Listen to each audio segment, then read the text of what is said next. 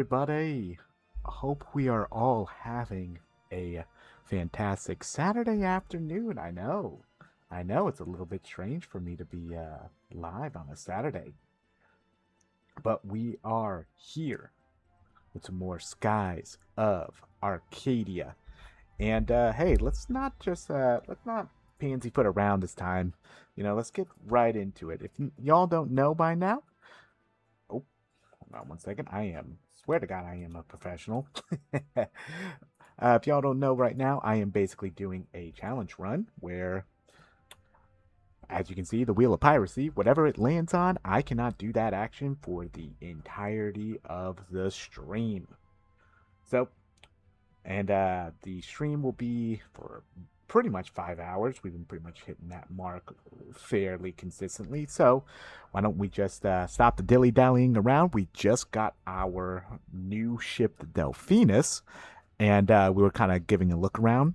Got my eyes closed once again. Let's see what's in tail for me today.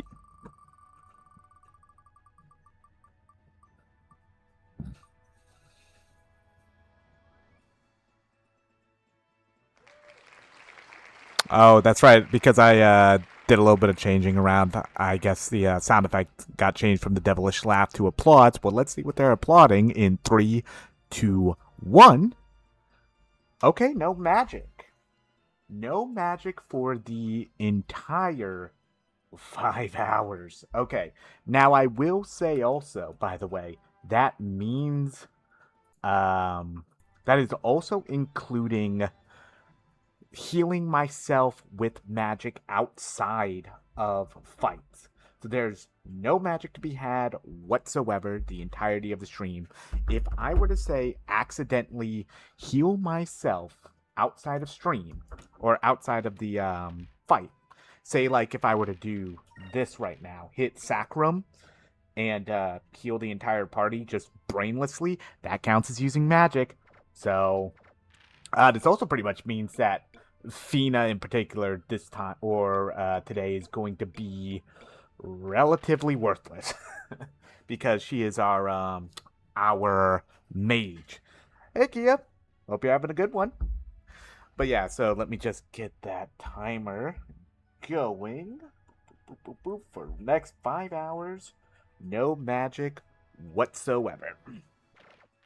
Now that one's a little bit painful, but it's not as painful as what happened last time where I landed on S moves and, well, as you can see, I basically ate enough moonberries that I threw up. It was kind of funny. I had never been so inundated with moonberries in my life of playing this game. I went from just having Rain of Swords on Vice to both of these. This one cost 2, that one cost 4. And as you can see, I still have 2 more moonberries, which... Do I think I need the ability to cleanse the enemies of buffs? I don't think so yet. So... You flew up, or no? It's like a child.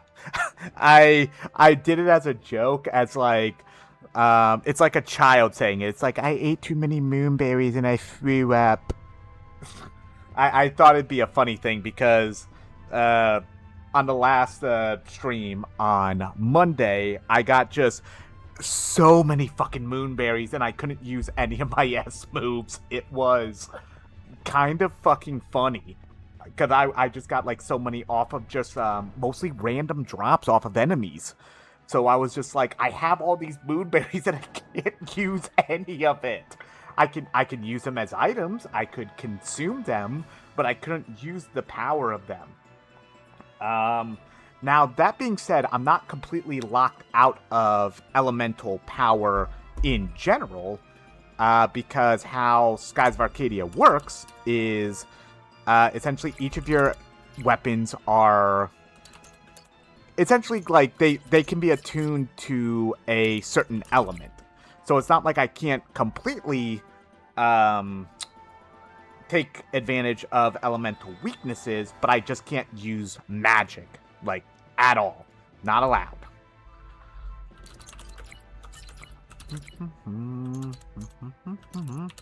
Sorry about this. I'm just answering some text in the back end. There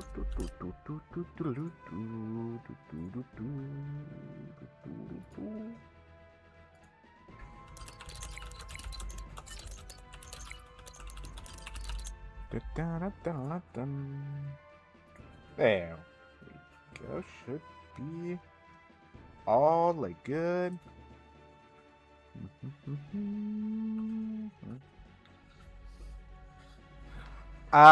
This game is a Sega RPG. The original version came out in November of 2000, and this is the GameCube remaster that came out in, I want to say, 2002, 2003? The best way I can describe it is we are a plucky ragtag group of sky pirates trying to stop a tyrannical empire known as the Valuan Empire from using essentially weapons of mass destruction that are controlled by crystals, because it's a fantasy game. Of course, they're controlled by crystals. And essentially trying to collect the crystals ourselves to stop the Valuan Empire. In fact, the ship that we're on right now, the Delphinus, was a Valuan ship, but the Prince of Valua, Enrique, has decided to join us in our quest to finding the other crystals, because his mother, Empress Theodora, has essentially gone full-blown tyrant and wants to take over the world. Alright, here we go. Hey there, Vice. Have you finished looking around the ship? There's something that I need to talk to you about. I've pretty much seen everything that I wanted to. What did you want to talk to me about? Oh, and this is also one of my favorite games of all time. I love this game to death. Well, actually, I'm leaving. I'm gonna go head back and meet up with the Claudia. What? I figured this is probably my only chance to escape from Clara. I don't think I'm ready to settle down just yet. Why does everyone want to take over the world? Because it's an easy plot device. Sure you are. You guys make a really cute couple. Vice, don't even joke about that. Alright. Sorry, I couldn't resist. But seriously, we're all going to miss you. Thanks. Before I go, I have just 3 pieces of advice for you. First, you'll need to get a crew. A crew? Yes, with a ship this size, you'll need a lot of crew members to take care of specific duties. Get a good watchman, a cook, a gunner. I'm sure there are plenty of skilled sailors out there who will join the fight against Valua. If you run into anyone who can help you, bring them aboard. The more crew members that you have, the better your ship will operate. Second, you'll need a base. You'll need a place to repair your ship, and your crew will need warm beds and warm meals every once in a while. Your father had his own base, right? He said it was on Pirate Isle. Well, you'll need your own headquarters as well. What about that deserted island I found you on? I believe it's called Crescent Isle. That island looks just about right. Why don't you head back there? And most of all, no matter what happens, never give up. I don't know if you've realized it yet, but you've accomplished a lot so far, especially for someone your age. You've escaped from the Valuan Coliseum, crossed the South Ocean, found the cat's treasure, defeated 3 of the admirals of the Armada, took 2 of the Gigases out of commission, and escaped from the Grand Fortress. Twice! For some reason, everyone seems to follow you, myself included, even though you're a little crazy. Actually, it's because no matter what happens, you never give up. Anytime something stands in your way, you never let it stop you. Your crew knows that. You will always do everything in your power to protect them. I can tell by the way they all look at you. And on this bridge, with this ship, you're going to sail around the world. You'll probably run into things 10 times more dangerous than you've already faced, but no matter what happens, don't give up. If you follow my advice, you'll accomplish things that you never even dreamed of. Thank you. Oh, Gilder, where are you? Oh no, it's Clara. Sorry, Vice, I can't stay and chat any longer. She'll catch me and it'll be all over. Yeah, so Gilder here is pretty much a ladies' man and he's pretty much being stalked. So long, Vice. I hope to see you again someday. I usually just sail around in search of fun, but the time I spent sailing with you was probably the most fun I've ever had. Keep it up, kid. Thanks for everything, Gilder. Oh, Vice. Hey, Vice, why did Gilder run off in such a hurry like that? He said that he was, going back to the Claudia. What? Well, I've got to catch him right away. He's not getting away from me that easily. Well, looks like Gilder is going to need more luck than me.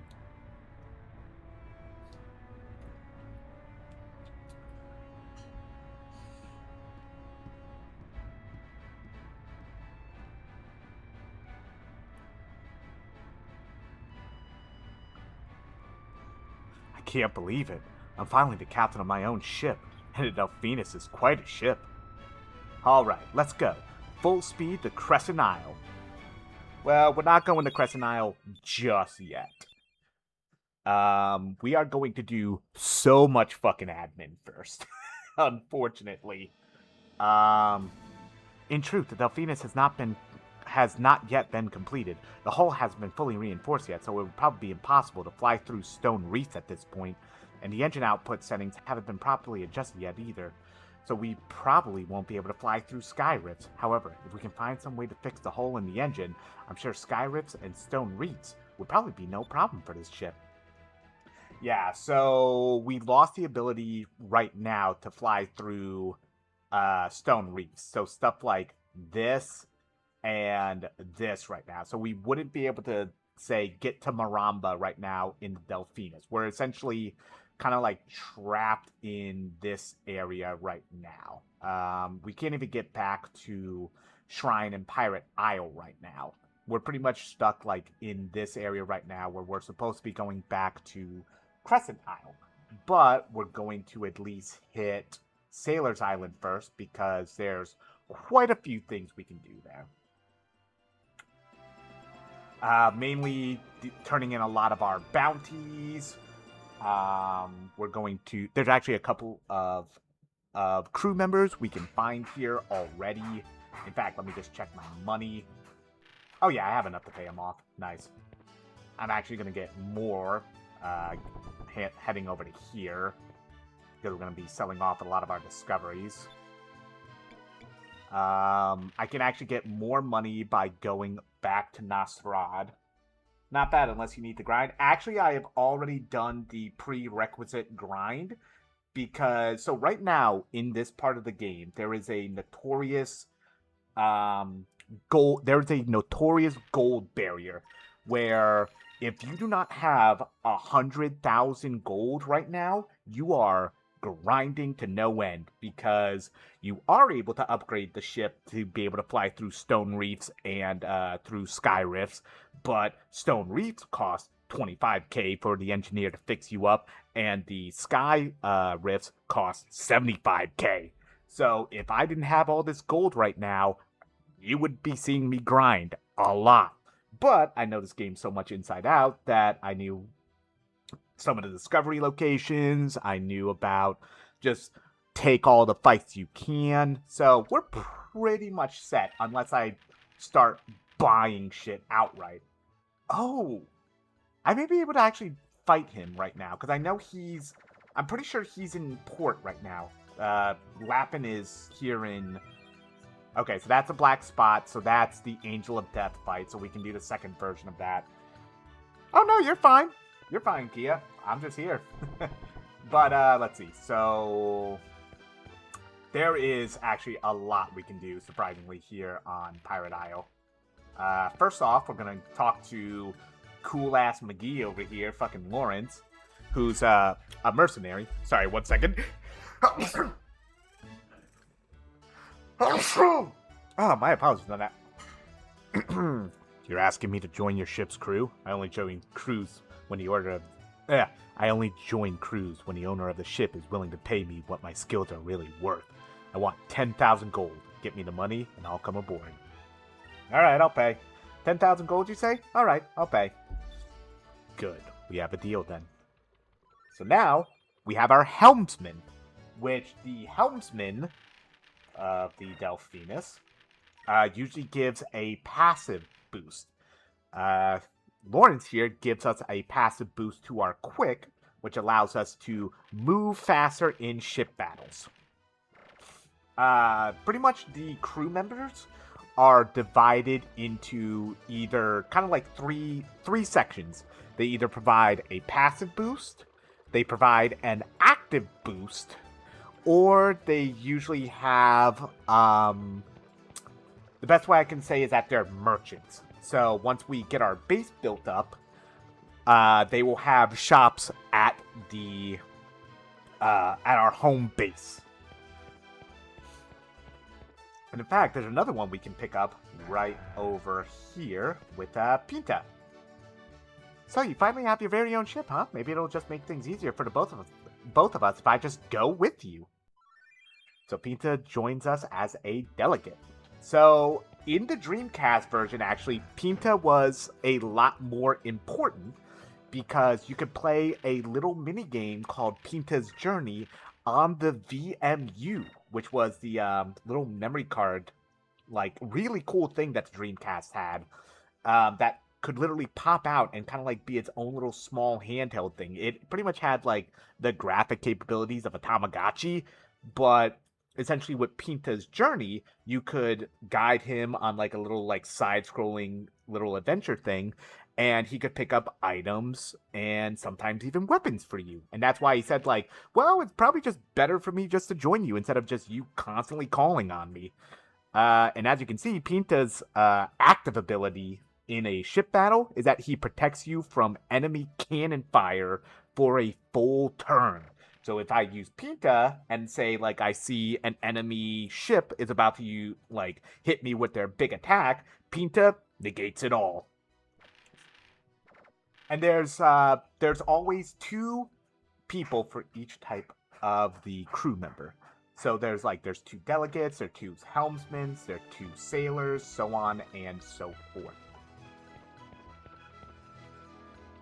Alright, where else am I going? I already have all the items here. Got the black spot. I could use a rest, because I could just go out and fight PIRACY again. I need to turn in all the moonfish.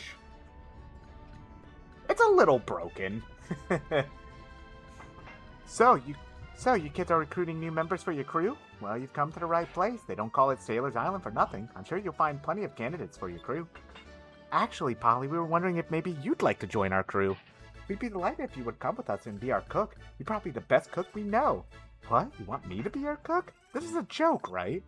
Well, ever since the sailor that I married got shipwrecked during one of his voyages to the east, I've had to make ends meet by running this tavern with my only daughter, Anne. I can't just suddenly pick up and leave. Why not, Mother? Go ahead and go. You've always said, Mother, that you wish you had a ship so you could go and look for Father. I don't even remember my father's face, you know. If anything, do it for me. Go find my father and bring him home. Don't worry about the tavern. I can take care of things while you're away. Anne. Thank you, Anne. I will find your father and bring him home to show him what a wonderful daughter he has. I promise. Well, I guess that's it then. If you were serious about your offer, I'd be happy to join your crew. Leave the ship's galley to me. I'll cook up a lot of tasty food loaded with nutrition. And now we have a cook. And if I remember correctly, Polly's... Yeah, so her crew command, she will replenish one character's MP. You actually can, Kia. He is recruitable, and the place where you recruit him is probably one of the coolest yet eeriest places in the entire game. The best way I can describe it is we find him essentially in a fucking void. Like, I don't want to go any further than that, but it's actually a pretty cool thing. I'm just trying to think. I probably want to rest. Do I have to leave and then come back and Lapin will show up? Because I'm pretty sure he's here.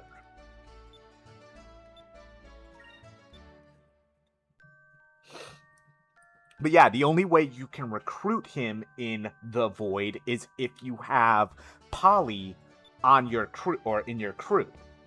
Like, there are little prerequisites for some of the crew members to join you like that. Some of them will join you eventually if you wrap back around to them during or after certain story beats.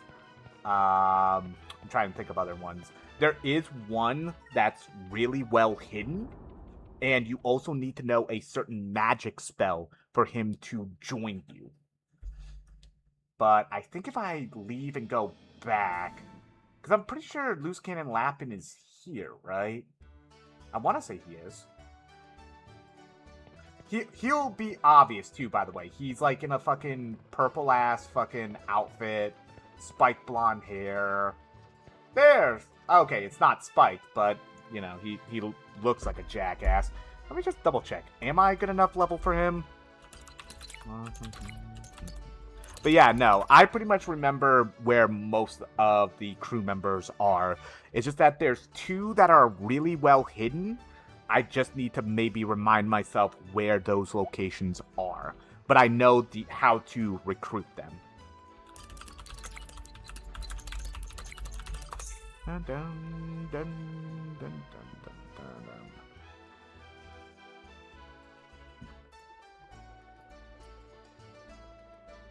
Oh, Jesus Christ. Okay.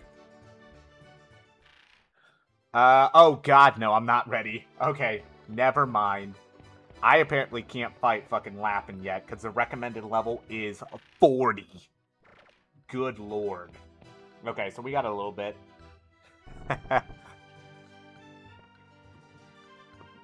Oh, and also Lappin is, like, even if I was a proper level for him, I remember Loose Cannon Lappin being a fucking pain in the ass. His boss, or his fight is tough. And what I'm actually talking about, Kia, is that all these bounties are, like, optional, I guess you could say pretty much like optional super bosses. And they're, like, really tough, but they usually have, like, a good purpose to them. Like, off of one of the bosses is where I got the captain's hat, which, as you can see, is really strong. Like, having plus 80 attack is really good. I can't do the Piastel fight, though, however, because Piastel actually, you finished near. Very nice, very nice. You have any idea what you're going to be maybe streaming next? I have, probably after this, I will probably be streaming a Pokemon Stadium 2 rental randomizer, and I'm actually going to finish that this time. I'm going to put, like, a little bit less restrictions on myself during it. But I am essentially going to be like, we're going to do this until I beat this. Hi. Oh. Alright, so we're going to catch... We're going to keep feeding the little bird here some moonfish, which we've been finding throughout the dungeons. And actually... near Replicant. Replicant is your next game. Okay, nice. Very nice. But yeah, actually, it's... The more you feed the moonfish, or feed the bird moonfish, you actually learn more about another character in the game. You actually learn more about the backstory of Doc here, Maria, who essentially witnessed a catastrophic event and watched her entire family essentially die. And since then, she hasn't really spoken with anybody. She calls on Doc through a little bell, essentially, that she rings. But it seems that the more we feed the little bird here, she gets happier. And she's been kind of opening up more. And Doc has been opening up more about his backstory. Like how he told us last time he was a Valuan doctor. The white map is actually very fucking important, by the way. So there's two types of maps in this game that Vice can equip. Black map increases the encounter rate, but also increases your chance of getting a first strike, which is essentially all the enemies are turned away from you and you can just swing at them. The white map does the opposite. It actually cuts encounter rates and allows you to run from them with 100% accuracy. Yes, you can fail running away from a fight in this game. But with the white map, not a problem. So that is good to help me kind of like just get through certain areas that I'm just like, I really don't want to fight here. I really don't want to fight here. Because once again, the encounter rate in this game is insane. This is actually the game balancing the encounter rates compared to the Dreamcast version. So in the Dreamcast version, you could go, say, walk, like, fight, walk, walk, walk, fight. Where in this game, it's fight, walk, walk, walk, walk, fight. It's still insane because the game expects you to fight a lot, gain a lot of that XP so that you don't just, die. Because that's how they decided to balance, leveling in this game. Instead of just having a good amount of XP given, they're just like, nah, we're gonna just make you fight everything. Yeah, so for the record, these are essentially all the moonfish we've been collecting since Horteka. So we're probably feeding this little bastard at least like 2 or 3 more. And as you can see, we're getting like a lot of good shit. Like most of what you're seeing we're picking up is either accessories or equipment. The fish were essentially, we'd be able to hold on to those to use in the galley of the ship, so that Polly can cook those into actually like more, like better healing items essentially. Yeah, so I think that we can sell. I want to say that's a sellable item. Thank you. Thank you for bringing these fish for me. Whoa. Maria! For you, Maria, it's no problem at all. If it's moonfish you want, just leave it up to me. I'm gonna bring you more than you'll ever need. Yeah. Thank you. Yeah, so that's like the most Maria has spoken, apparently, in years. Thank you, Vice. Maria is slowly becoming herself again. I owe everything to you. I don't know what to say. I thank you from the bottom of my heart. I really do. Ah, come on, Doc. No need to get all teary-eyed on me. I just keep gathering fish to make her happy, okay? You know, you remind me of a man I used to work with.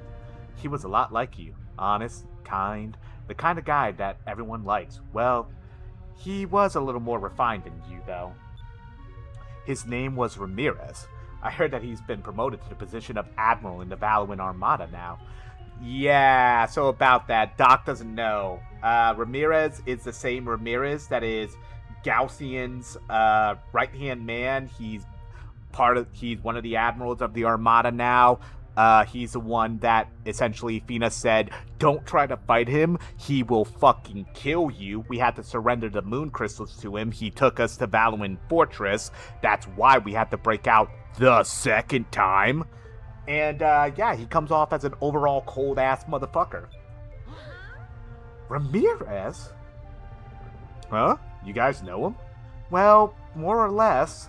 Doc, can you tell us what you know about Ramirez? Sure. Yeah, so Doc doesn't know that Ramirez has become essentially a psychopath. It was a long time ago, back when I was still working for Admiral Mendoza in the Valuan Armada. We were sailing around mid-ocean when we encountered a ship the likes we had never seen before. And aboard that ship was Ramirez. He was an odd fellow, to say the least. I distinctly remember the clothes he had on. Very unusual. So, Ramirez is essentially a Sylvite as well, like Fina, and was sent by the Elders of the Silver Moon, like Fina, and his quest was supposed to be to gather the crystals so that nobody could use the Gigases, the weapons of mass destruction, essentially, again. They didn't trust humanity with them.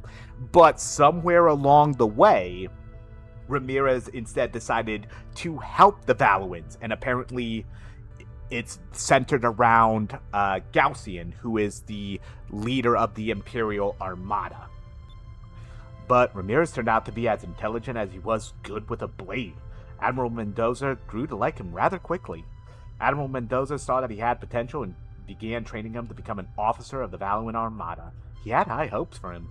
We were all surprised at how little he knew about the world, but he was so honest and so sincere that everyone loved him. And I too was glad to have a crewmate who seemed trustworthy, someone I could call a friend. Ramirez, from this day forth, you are a member of the Valuan Armada. Hold your chin high. Thank you very much for all of your help, my lord. Way to go, Ramirez. I always knew you'd make the cut. Thank you too, Doctor.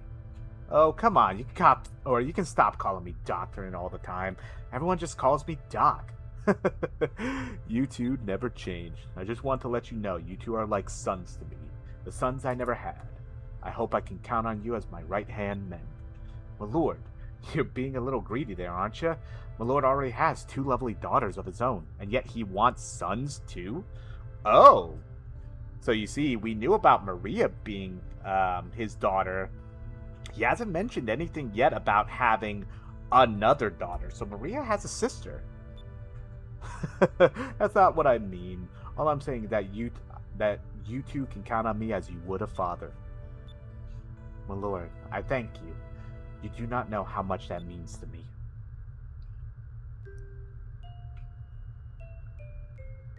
Who would have thought that Doc and Ramirez used to be buddies? Alright, Maria, I hear ya. I'll be there in a second.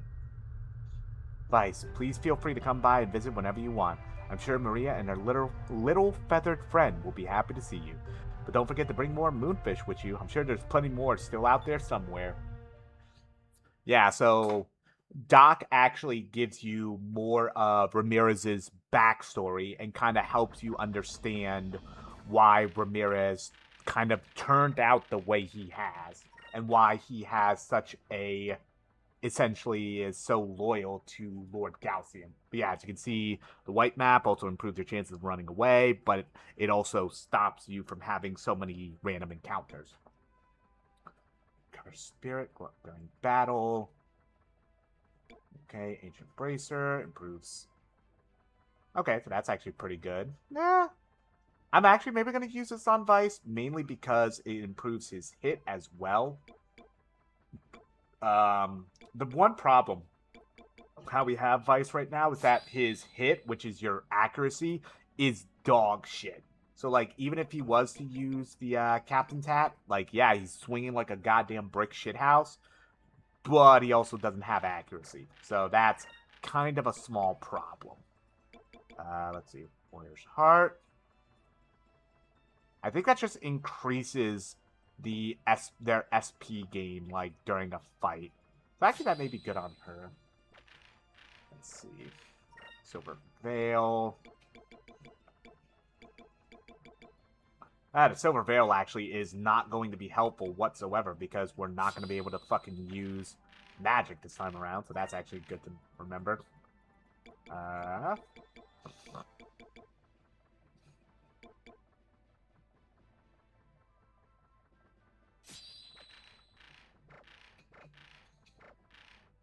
Can he put on the Ancient Bracer? No, he can't. Okay. So, it's only... So the only ones who could wear it right now are Vice and Ica. That's fine.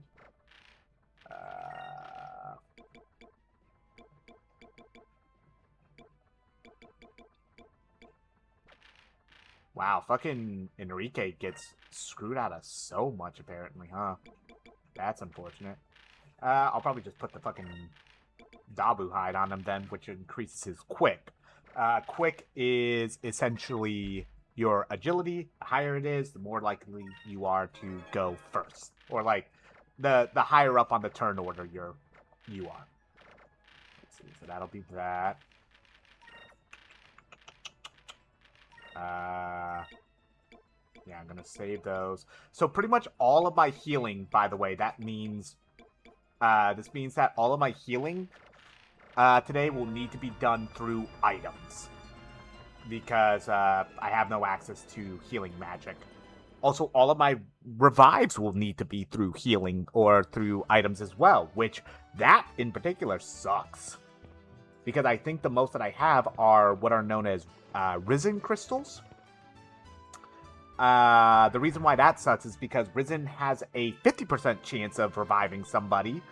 And then, yeah, it's only at 50% HP. So, that sucks. Oh, I do have a handful of Rosellum crystals, though. That's actually a fucking godsend. Okay, so we're going to sell that.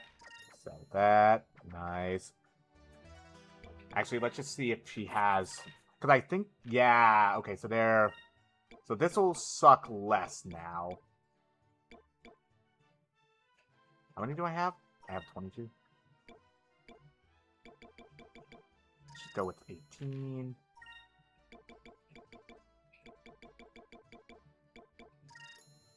And then Sacralin is a full heal.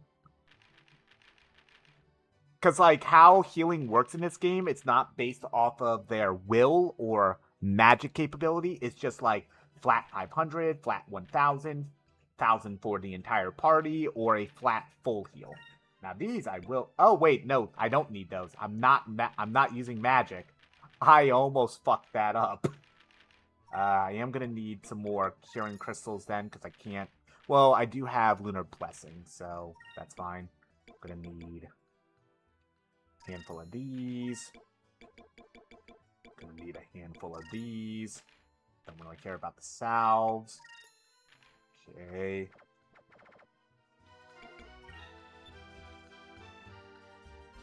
Dun, dun, dun, dun, bum, bum, bum, bum, bum, bum, bum. Oh, I haven't really... I think there was only one... Did I actually fail a fight yet? I think I did, like, the first stream. I think I failed a fight. Yeah, so okay, so he has nothing improved.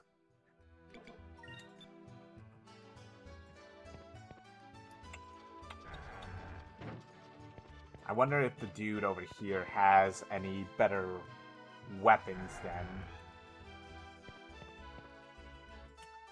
Because we are actually also going to stop at Nasrad, because we can actually sell the cat's coin, which we got from the cat's island once we reunited the party, for about like 20k. Okay, so you... Okay, kind of. That's not... Okay, designed to protect the wearer from green magic. That's actually good.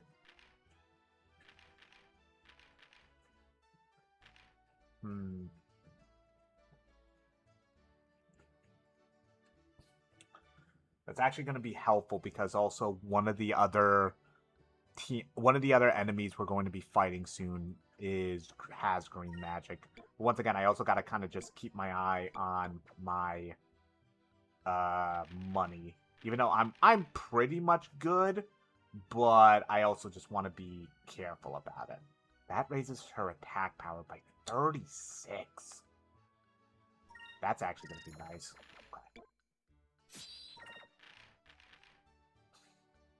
So that protects against magic. That increases will. So then once we're able to use magic again, that'll be helpful. Naval uniform.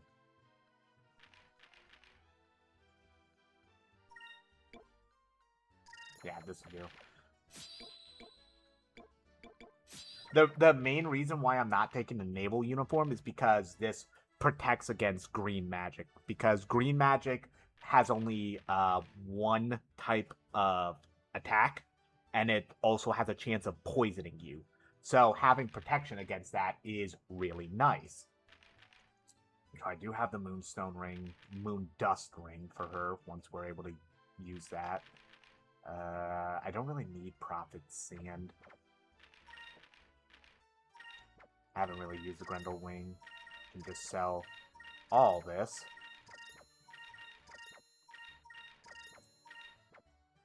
Oh, I almost sold the female armor. God damn. Thank God I fucking realized that. So I may have just bought the X attack and armor for no reason. Yeah, because that was the only like other armor set that I got.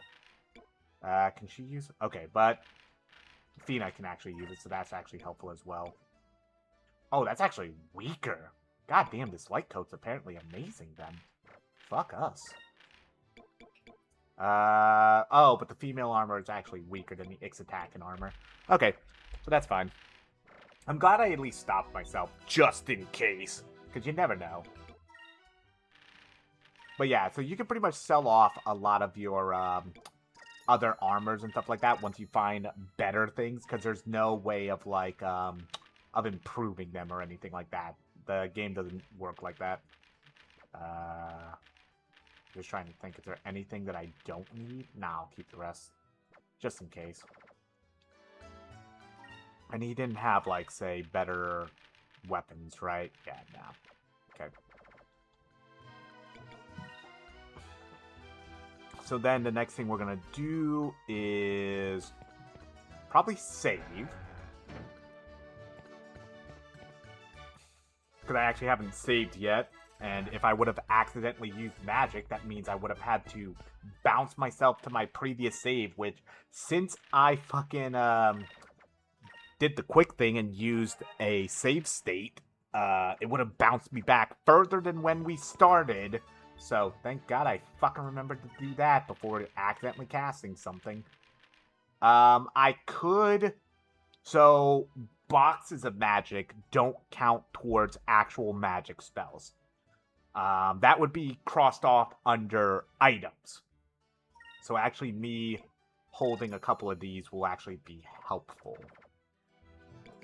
But like, essentially if I were to count not using boxes of magic and stuff like that as well, that means magic and items would essentially be under the same category. Since items are essentially, like, healing items and stuff like that are essentially, unless named otherwise, just crystallized versions of a single use of the magic spell. And I think labeling them both under one wheel spin, or like one section of the wheel, that's just an extreme. Let's see. I can go to Nosterad. I'll turn that in. I might as well just try to take the fucking Piastel fight, because Piastel actually, essentially, she kind of scales with you, so there's no point in, say, grinding for her. I wait you at the same place we fought, which is west of, Sailor's Island. She'll be flying around in a ship, purple ship, actually. Which, this is it right here. Alright. So we're just gonna hit the fucking ground running today. Alright.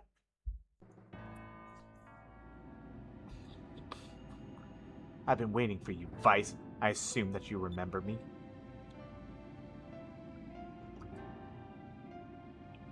I am Piastel, the hunter of air pirates. I am the angel of death. I have come to deliver death unto you. This very place shall become your grave. You call us out here and then you start spouting all this nonsense? You have problems, lady. And so we beat you once. Who cares? Just give it a rest already, will ya? Why are you being so persistent? You speak as if my search for you has been a recent phenomenon, oh red-headed one. These past 7 years, I have been searching the world for you, looking for any trace of your passing I could find. Vice. Huh? What are you talking about? I have no other words for you. Today I will have my revenge. On guard, Vice. On guard. Yeah, so we did already fight her. Now she's going to be improved. The real shitty thing she can do in round 2... Aika's hairstyle reminds me of a Final Fantasy character. I get that. To a lot of people, it reminds them of, like, handlebars. Like, say, like, handlebars on, like, a big wheel. You know, like those toys. And now that I mention that, you will not ever be able to unsee it like I have. Suffer. So, Piastel has one thing in particular that, at any time in the fight can just turn it to her side. She has, the silver magic... Eternus, which has a 25% chance to instantly kill anyone on the party. And I mean, like, it's a party-wide attack. So it has a 25% chance on each of my 4 members to just kill them. And yes, I've been wiped in this fight before by Eternus killing everyone. So that's fun. That is such a thing that I can't wait to happen. And when it does, I absolutely won't just casually walk away from the mic and just be upset. But at least I can use S moves now. That's a good thing.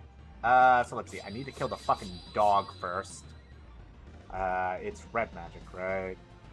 Yeah, I want to say it's probably red. Yeah, so like, while I can't use magic, I can still use, you know, the elemental properties.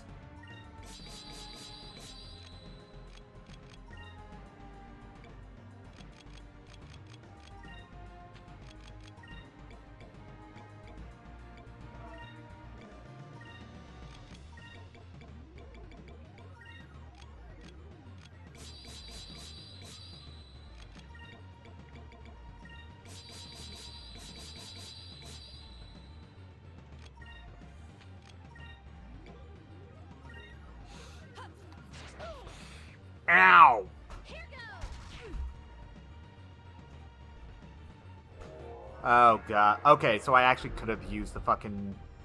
Okay, so not having lunar winds right now sucks, because I can't debuff them. Jesus Christ, though, the damage. Oh, of course he misses. Let's try this.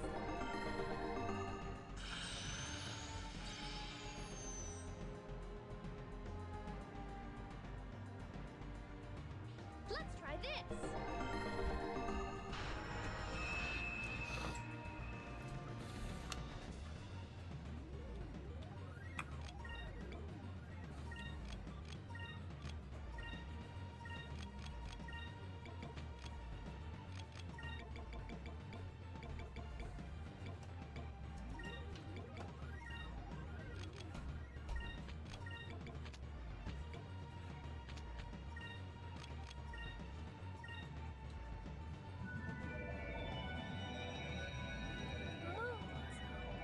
Give us your blessing.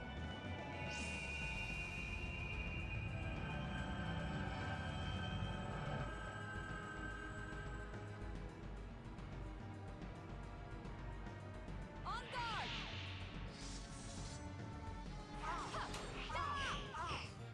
Oh god, that was an insta-kill? That's not good. That's not good. Let's try this. Okay. Okay, then.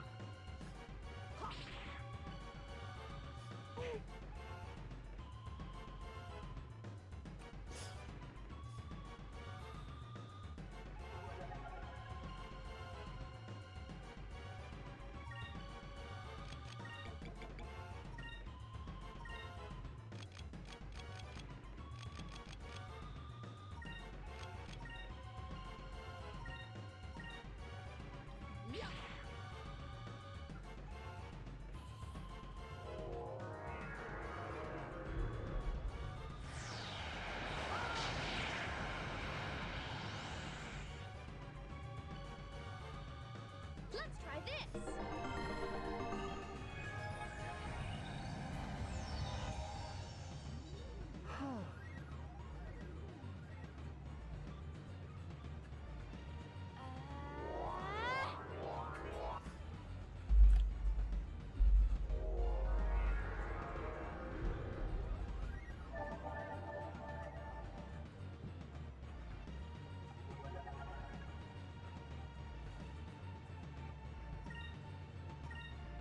I just have a bad feeling, so I'm gonna actually use Delta Shield.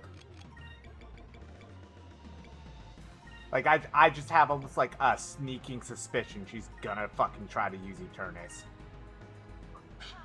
So Delta Shield completely blocks all magic, both my or enemy magic and my own magic. Okay, I was wrong apparently. Ow! Ow! Ow! God, I love the fact that Tempest Dance just kills me. But luckily, we took out the pooch. That's a good move. Nice little crit. Okay, so Piasol is also blue. So actually I should be using probably yellow against her.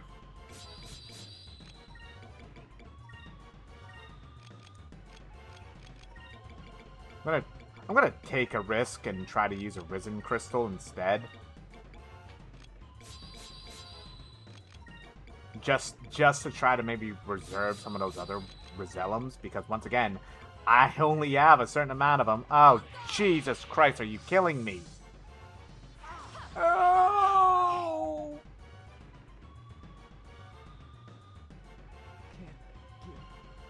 Okay. Christ almighty. Okay, she's at least revived. Well, that's nice.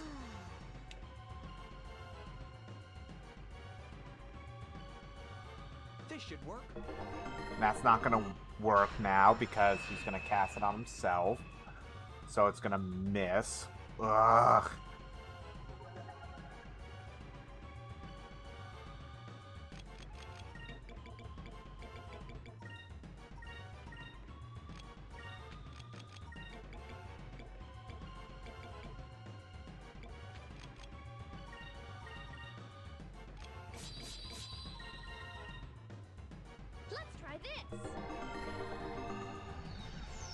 That's not reviving, is it? Oh, it actually did. Okay.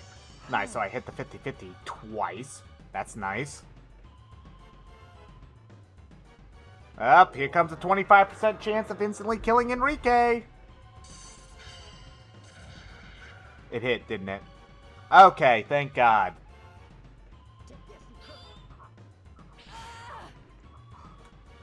Okay. Okay, we've recovered now. For the most part. Oh, God. Ow.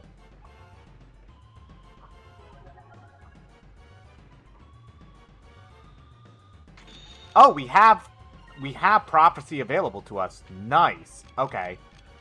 So once you have full SP at this point in the game, you get crew special attack, which allows us to use prophecy, which all 4 party members essentially summons the moon to crash down on a motherfucker, or the blue rogues attack, which essentially everyone who is active on our ship right now joins in on the attack, and depending on who you have active, changes the properties of the blue rogues attack. It's kind of really cool, not gonna lie. Nope, didn't mean to run.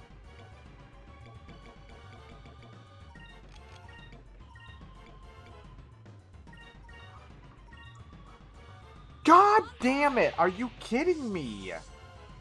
And it was on the one who healed. Good lord. She has used Tempest Dance, by the way, 4 times. 4 times!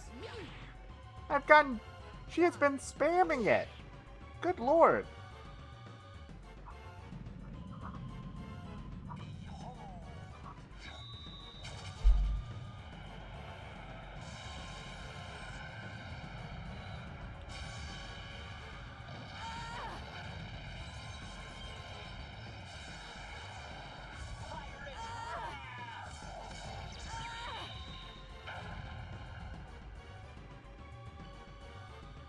Let's try this.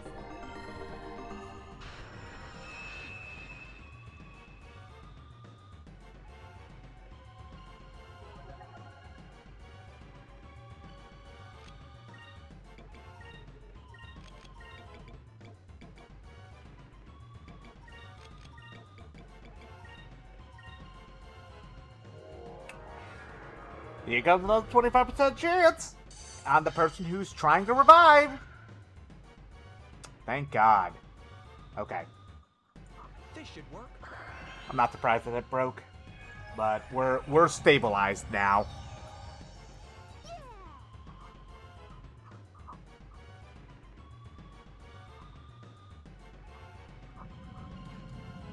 Behold.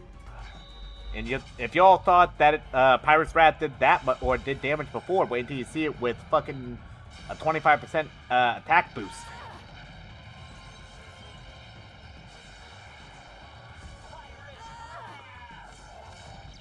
Now that's fucking juicy. Let's try this. Okay, we should be fine. Like, genuinely, we should be fine now. In fact, I'm just gonna fucking Cutlass Fury just to be on the safe side. And then I'll have Enrique fucking... God damn it, of course she does. God fucking damn it, of course she does. As I was going for the killing blow. Of course she does. Of course she does. Of course she does. Of course she does. Of course she does. And of course he missed. I'm very much in emotional distress right now. I'm kind of emotionally distressed right now. Not gonna lie. Not gonna lie. I am upset. Are you kidding me? No shot. She's literally just used Tempest Dance the last 3 fucking turns. No shot. No fucking physical shot that's happening right now, right? I had her... Yeah, I had her healing, too. Oh my god. No fucking shot this is happening right now this way, right? No fucking physical way. I swear to God, if she uses Tempest Dance again, She's gonna use Tempest Dance again. I just know it. You know what? Fine. Fine. Let's just see how shitty my luck is right now then, huh? Let's just completely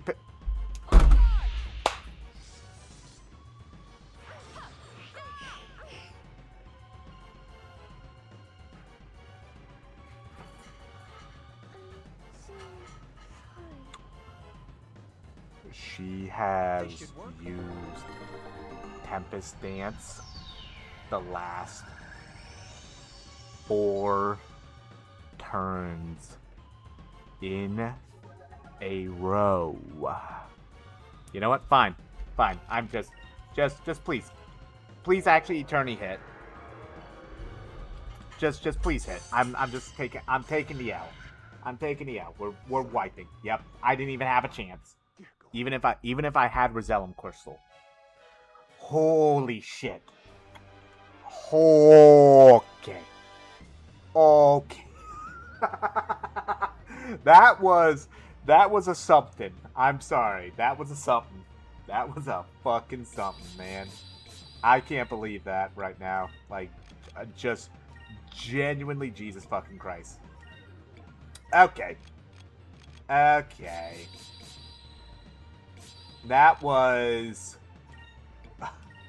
a something.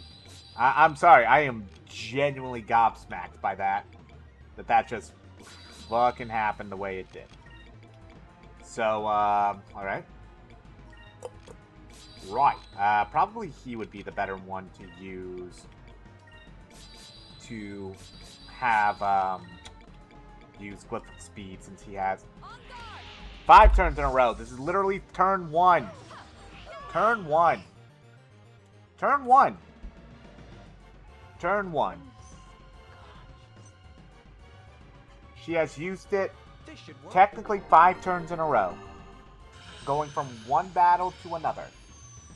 She has used nothing but Tempest Dance.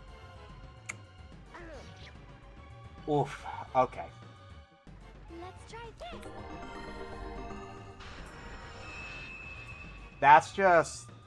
That's just fucking egregious at this point with the fucking programming.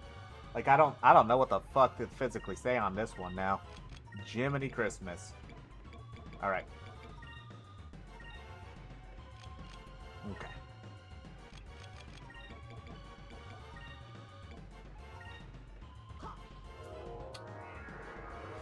Y'all ready for this to fucking hit? 25% chance, by the way.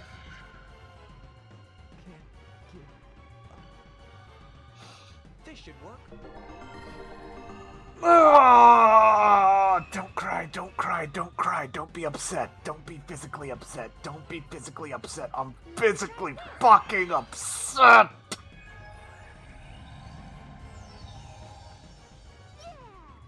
Okay.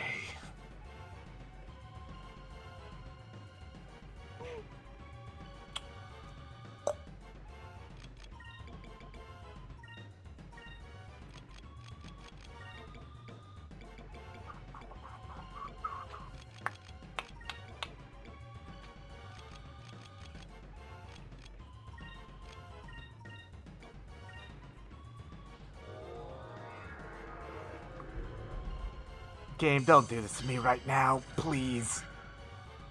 You're a bastard.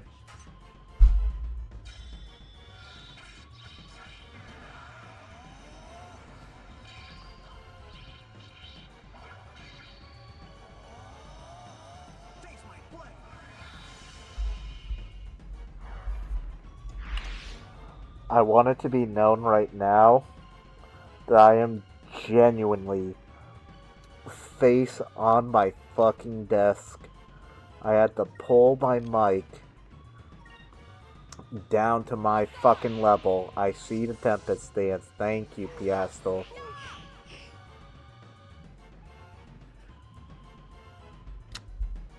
I am now sitting back up. I am not completely depressed, but I am tossing in the towel on this fight.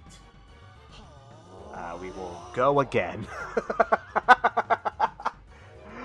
Oh God! For the record, I just want everyone knowing or to know, I'm not surprised by this.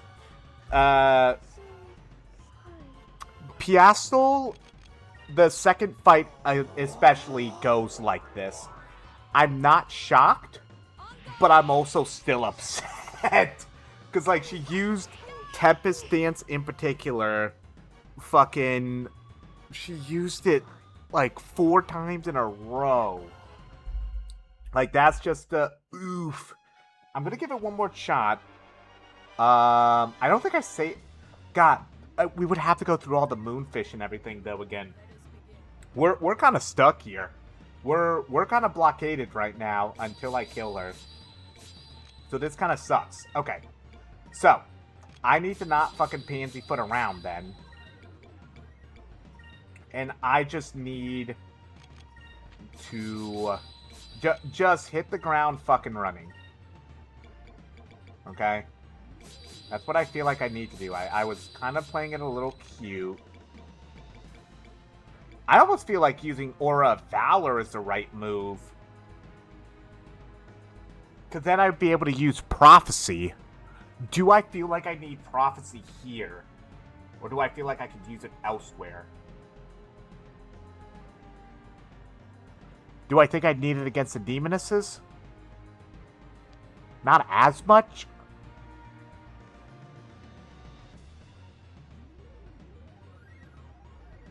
Yeah, we're doing it.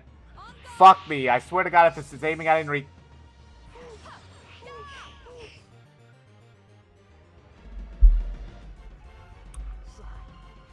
Ladies and gentlemen, I now turned away from my monitor. Let's try this. I would just like to let everybody know who is watching, whether you are watching live, or watching the VOD, or even watching it on YouTube, because I've started to upload my VODs to my YouTube channel, youtube.com/IndieSmack. I want you all to know that I am emotionally distressed right now, and I hope you all very much enjoy that. Back to looking at the screen.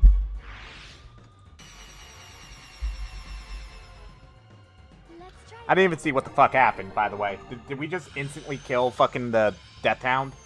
I think we could... Yeah, we just instantly killed the Death Hound. That's at least nice. That's at least nice. We instantly killed the Death Hound. That I'm fine with. Okay.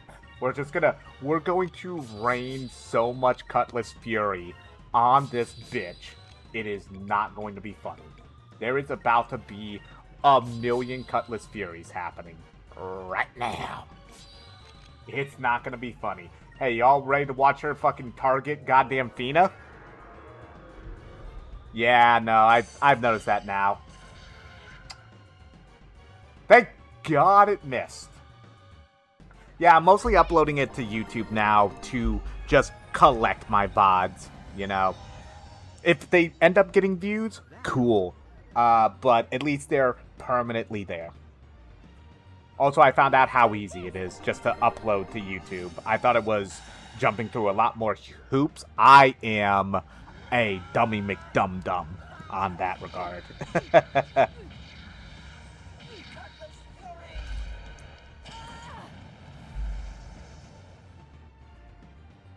Alright. So, we do have access to that, but I'm actually going to play a little bit Do I play greedy? I don't know if I fucking... If she... No, wait, no, I wouldn't have access to Prophecy if I didn't. Okay. Yeah, no, I noticed that now. That's more on me, if anything. I shouldn't play this cute. I used it for a reason.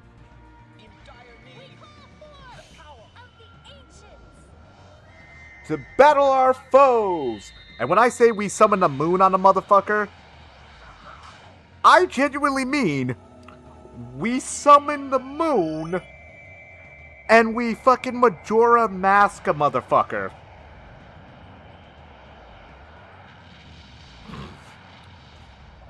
Fuck the world. We need to kill this one motherfucker in particular. Crashing the moon on somebody. Oh, and it just ate her turn? I didn't know it fucking had that property. Okay. What am I looking at? What am I looking at? What am I looking for? Okay. Just guard for your life.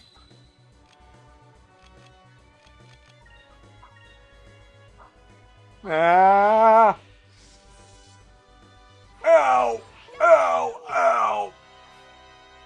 Okay, we should be able to outpace her. Like, even with these deaths. And funny enough, the Glyph of Might will still be useful. Because she'll at least get the bonus now.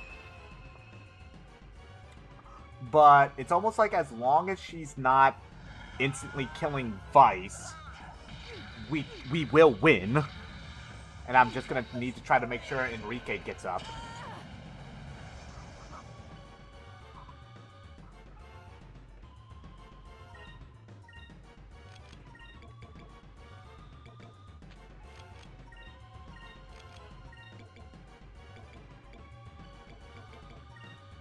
Oh wait, the Brazilian box is still there, right? Yeah, it didn't break this time. Here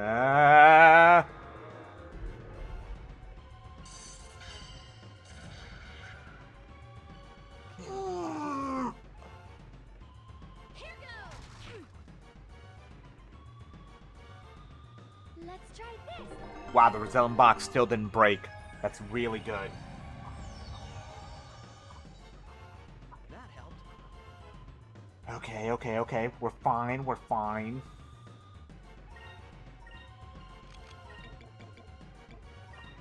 I almost pretty much want... Part of me wants to fucking use another Rosellum. Like, just in case she gets targeted. But I can't waste those. Fuck, are you kidding me? Okay, so it was a good thing I didn't fucking use it, I guess. Ow. She's still fucking swinging. God damn it. I guess maybe I should have just used Pirate's Wrath. Let's try this. Okay, there's the last charge of it.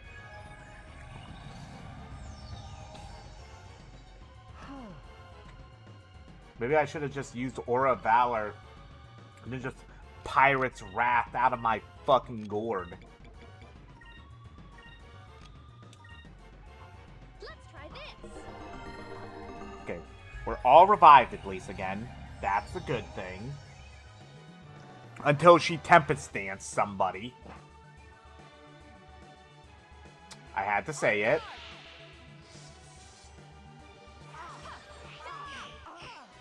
Okay, Vice is not dead. That's actually really fucking important right now.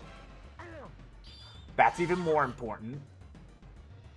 Okay. Just perfect amount. Vice needs boost.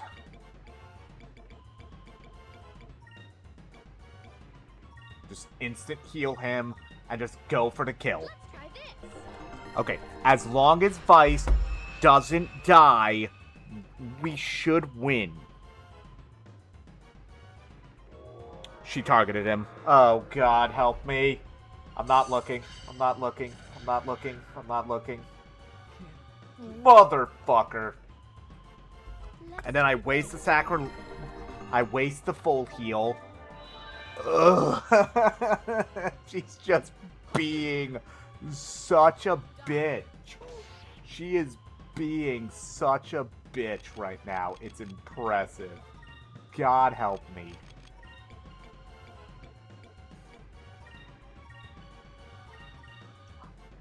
On guard.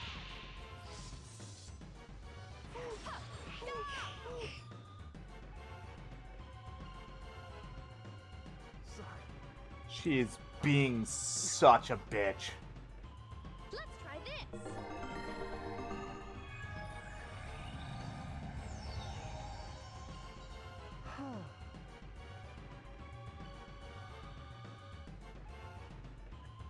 Let's try this.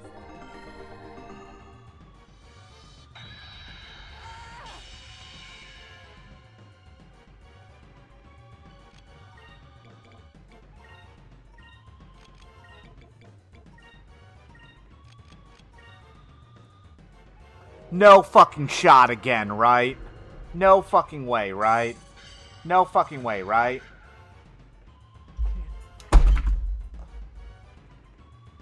Let's try this.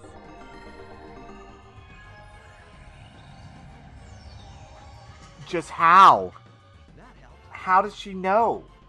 It's like she legit just knows. And it uses the SP by the... Oh, no, wait. No, it didn't use the SP. Okay, then actually, here's what we're gonna fucking do. Alright? No. I got this now. I got this shit now. Don't worry. I believe in this move. Alright?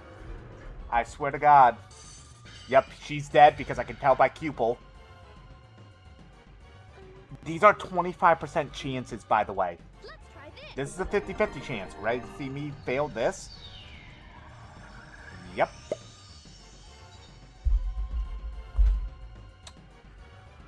Oh my God.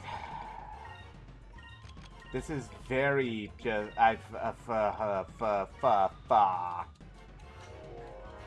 25% chance.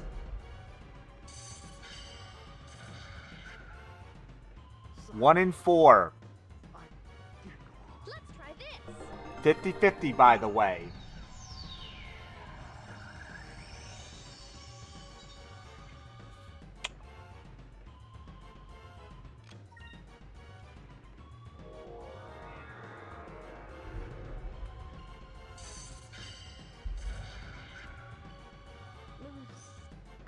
She hit a 1 in 4. I think she eternied the entire party.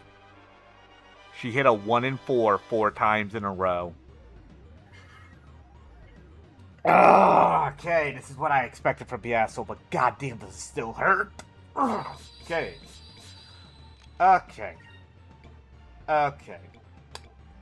You know what?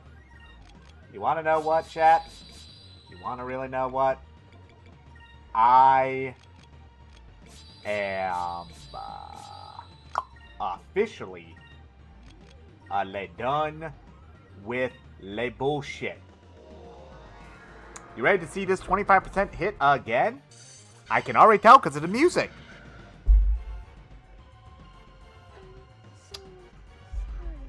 Chat, I am staring up at my ceiling right now. I am looking for a god. There is none. There is no God. This should work. There is no God to save me right now. I can only save myself.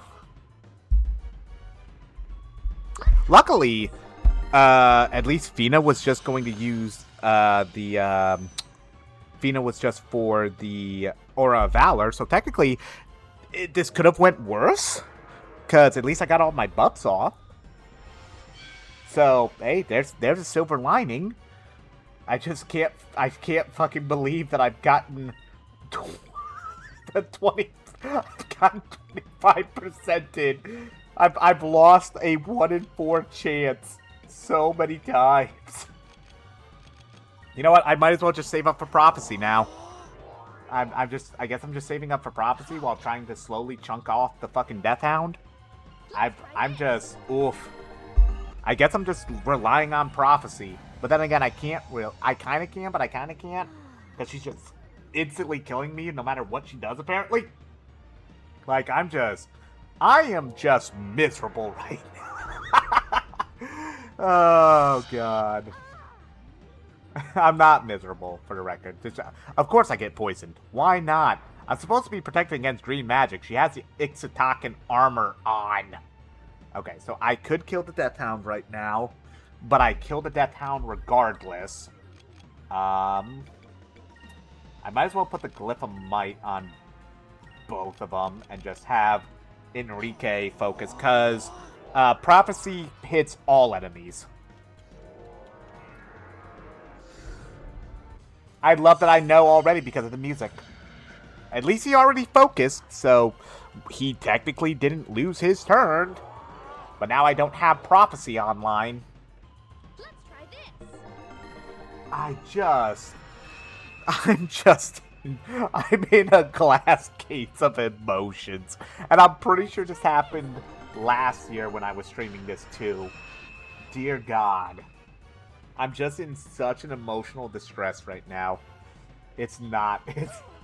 I'm not, for the record. I am perfect. I am fine. It's just like, dear God, I can't believe the insane amount of luck happening right now. Because I know she's kind of like spams Tempest Dance. That I'm not shocked by.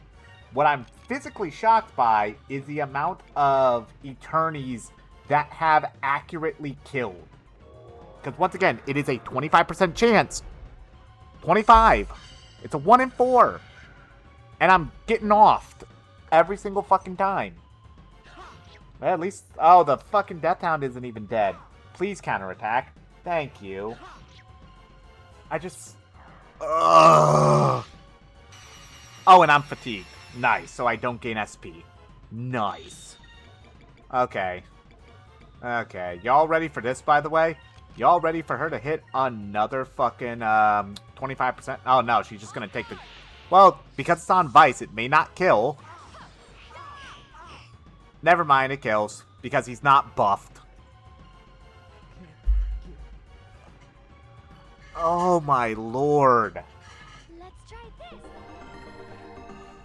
this. The Tempest Dance isn't even the fucking thing that's annoying me right now. It's... I'm genuinely losing every single fucking coin flip on Eternity. That's what's fucking, like, annoying me right now. This, I expected.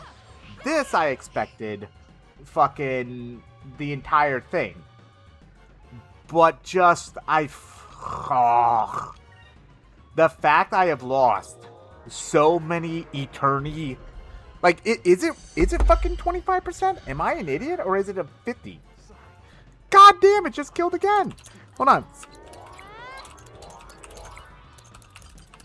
God damn.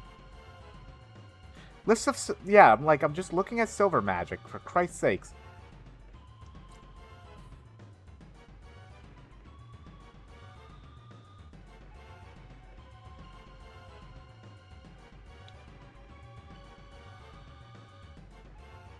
Okay.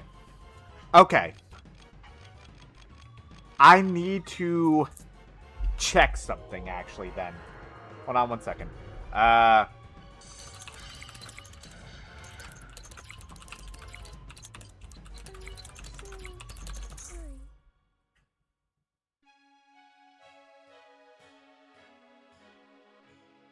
Okay.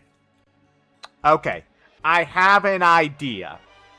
I have a genuine plan. Alright? There is a physical plan that is about to happen. Okay? Because I think I remember this from the last time. Okay. Okay. Because now, we get to see this a lot. So it blocks magic. I just wanted to double check myself. Items still go through. So the glyphs of speed, the glyphs of might, these all go through. We're pretty much going to be constantly down 2 SP because Aika is just essentially going to be spamming Delta Shield for our goddamn lives. So now, the only thing we actually have to worry about is that. And she's dead. Okay, I love the fact that I explained the Delta Shield strat, and then the Delta Shield gets taken out.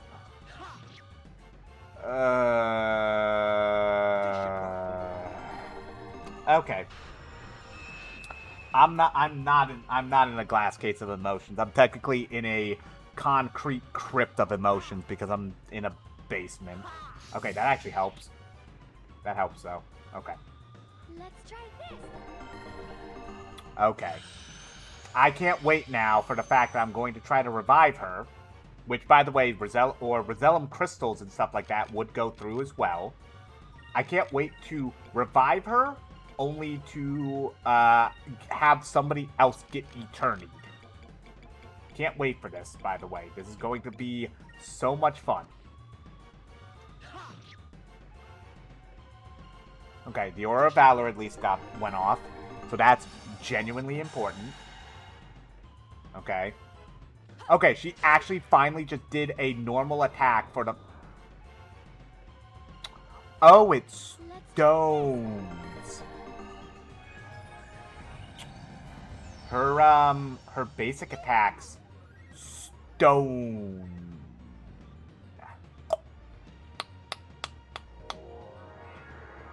That sucks. That, That sucks.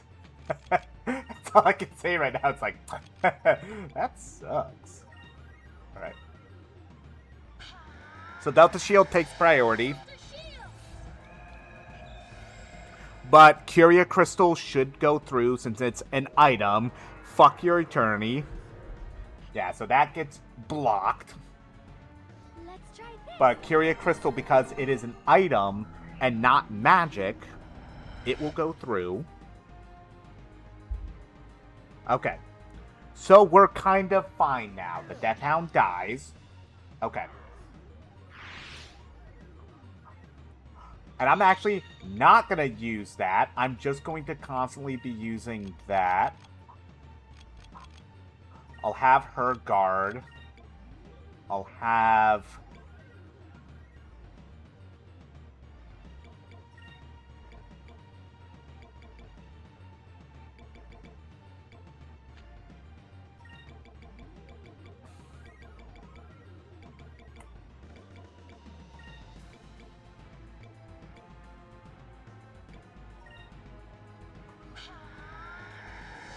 So this is to stop... So I essentially need to constantly be using Delta Shield to stop the Eternity spam.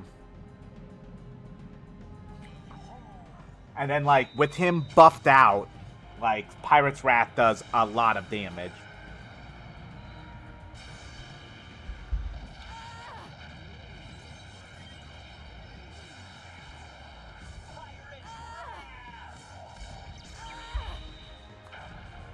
Alright. Yep. And this is why we're using Delta Shield instead. Alright. This should work.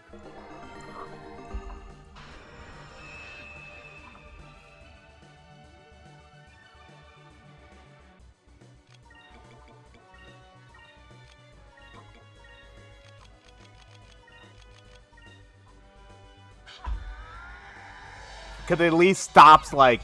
It puts a stop to at least one of her options. So if she does Tempest Dance, that's kind of fine. I think Vice may live. Yes, he does. Perfect.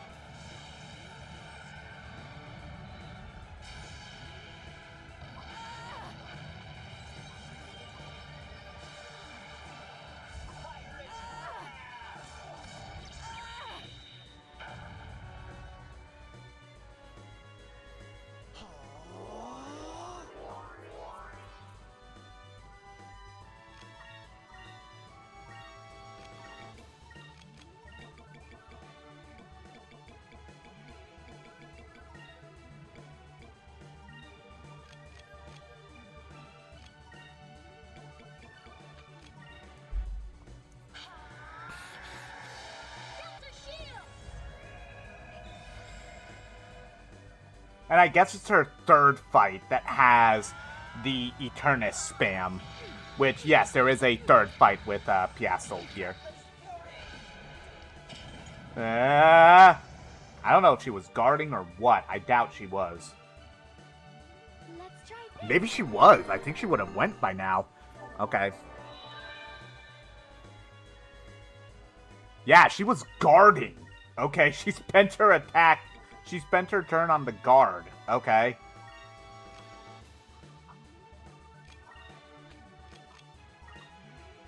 I'll take the chance.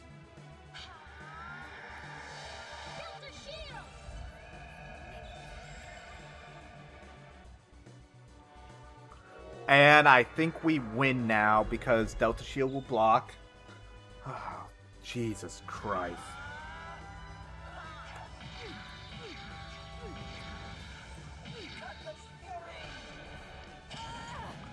Dear God.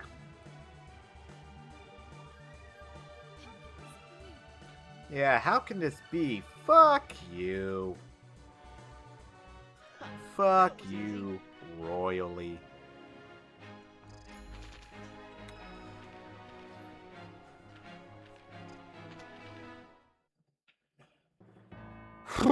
Alright. Why? Why is it that I finally fight the man I've been searching for all these years, and yet I cannot win? Hey, okay, seriously, what are you talking about? Yeah, what exactly were you talking about when you said that you've been chasing us for 7 years? It's a really long time, you know. Silence! You could never understand my pain. Remember this, Vice. I swear that someday I will defeat you. Don't think you can escape your fate. I shall never forgive you. What, you and your square-ass fucking finger? Seriously, look at that. You can see the fucking... You can see the points on that damn thing. God damn. Also, god damn that fucking fight. Golly, that sucked. But I mean, we did it. Alright, which way is it to Sailor Island? I need to rest.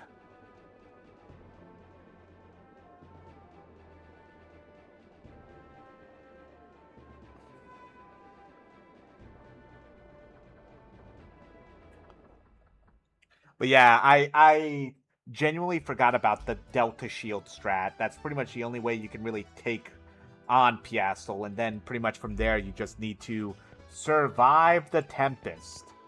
Survive the storm that is indeed approaching.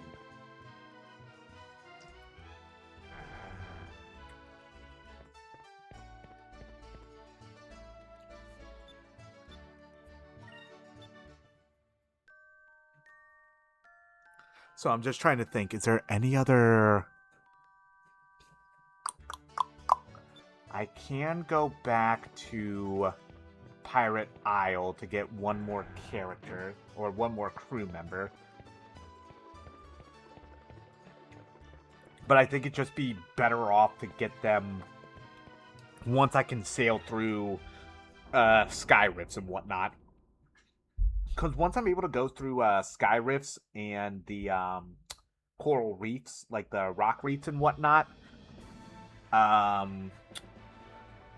we are very much going to be wandering the world. Like, a lot of today is going to be a lot of backtracking, mostly to Corteca. We'll be backtracking to Maramba for a character. Nasrad will have a couple. This is like our. This is kind of like the filler part of the game, because if you didn't know about the 100K fucking gold that you needed, this is the part of the game where it's just like you end up like just kind of wandering around collecting, trying to fight, get money. It's kind of the way of the game to make sure that you're properly leveled for the second half of the game. Allows you to go searching around for more of the discoveries, so on and so forth. So this is kind of like when the game like opens up a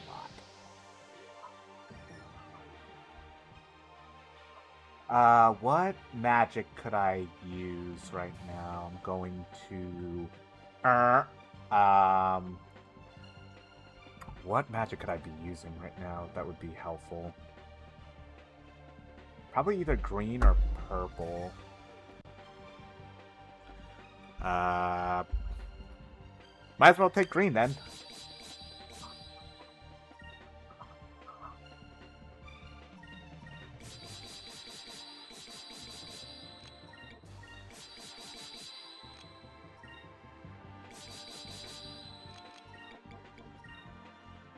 This should work.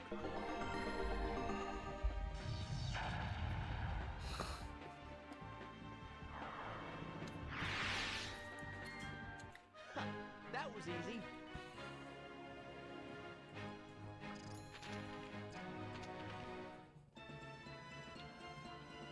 Because I believe for Aika and Fina in particular, they'd be able to learn Sakrulin, which is just a full-blown full heal, which would be very nice. Actually, do I have on Fina? The warrior rune, right? That's not really worth it. Warrior's heart, then. Like, Fina, unfortunately, with magic unavailable to us, kind of is useless. Like, she's not a physical attacker. Not in the slightest. So, with magic ripped from her, she's kind of like a cleanser. And she's here for... She's here to cleanse stuff, and she's here to kind of like use items. She's like a throwaway, or kind of like just a thrower right now.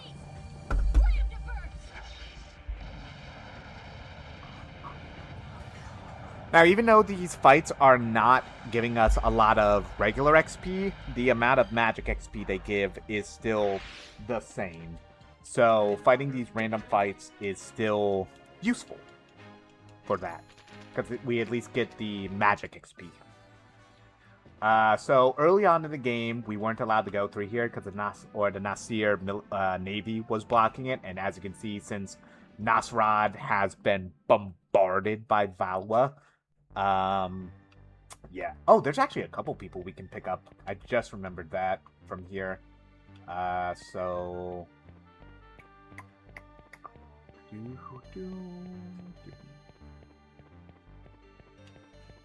Because we go over here.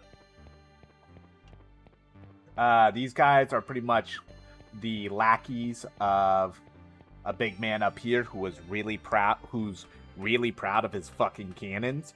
But unfortunately, his cannons were apparently no use against the Valuan Armada, so now he just wants some revenge for his country. And we just talked to, I believe his name is Kazim. Yeah, Kazim. Ah, crap! Damn it all, they called me the best gunner around. I was Kazim, the crack shot. But I let down my guard, and before I could do anything to stop them, the enemy turned the whole city to dust. It really chaps my hide. I think I will fly right over to Valua and give them a blast in the chops. Calm down, calm down. You do anything like that and you'll get blasted right back. It's way too reckless. So says the man who was so reckless as to escape from Valua twice over. What is that? You are not... Could you be that pirate Vice who abducted the Valuan prince and blasted your way out of the Grand Fortress? Well, I don't know about the abducted part, but otherwise, yes, I am indeed Vice. In that case, you've got to do this for me, Vice. Let me join your crew. I will never be satisfied until I have delivered a blow from my cannon to Valua. I must join forces with you and become your ship's gunner. Good, it is decided. Well, it doesn't look like you'll take no for an answer, so I suppose we might as well have you come aboard. Now we have Kazim as a gunner. And Kazim's little special effect is that he improves the damage done by main cannons. So the main cannons are the ones that kind of like shoot in just one turn. Sub cannons are the ones that we can say like have blast over multiple turns, like the 3-inch blaster, which yes, the other gunner that we can get a hold of improves those cannons instead.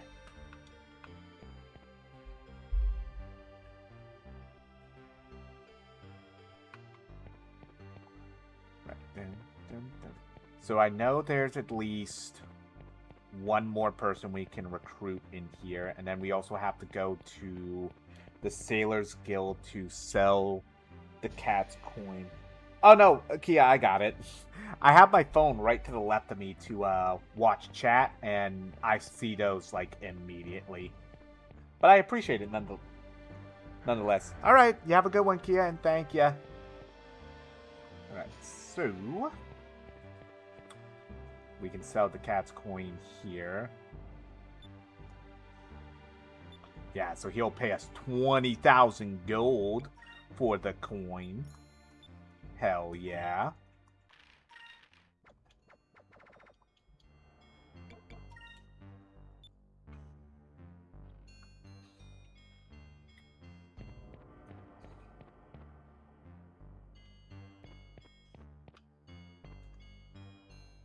I wonder if you have any ship parts. Okay, so you do have stuff. Nice. I think if I remember correctly, the enhanced kitchen actually does help. That's one of the few that's actually worthwhile getting.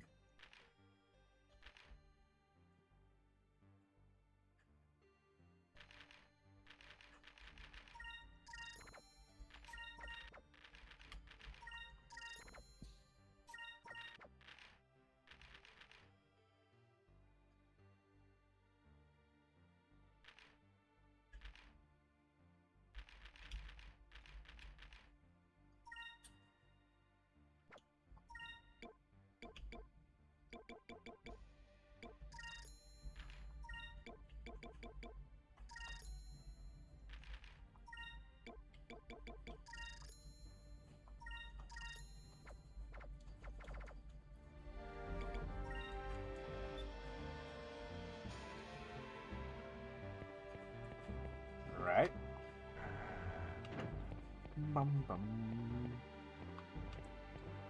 So another person we can recruit is Osman, who was the lone shark essentially here in Nasrad. My shop, it's gone. It's too much to bear. My shop is nothing more than a heap of rubble, and my clerk ran off with all the money. I am completely ruined. I feel kind of sorry for her. You know, Vice, maybe we should take her with us on our ship. Ship? You own a ship? How big is it? How much cargo can it hold? How much money do you make transporting goods? You may not look like much, but you seem to be doing well for yourself. Okay, I have decided. I will go with you on your ship. It sounds like I can make some money. Hold on a second. You can't just decide all that by yourself. I am an excellent trader. I can help you find treasure that would normally be almost impossible to find. But I seem to recall someone saying that they couldn't loan us even 1 gold without collateral because they weren't running a charity. So you would only get this dialogue if you talked to Osman when Aika and Fina were kind of marooned here on Nasrad. I understand. I apologize for sending you away so cold-heartedly before. I will make you so much money that anything I would have loaned you before will seem like moon dust. Now, Osman joined us as a merchant. And with Osman active on the crew,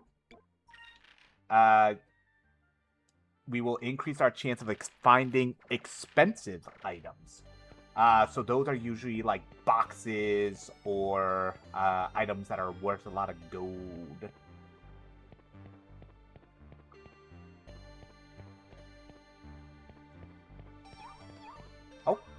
Oh, we found a gem. Hell yeah.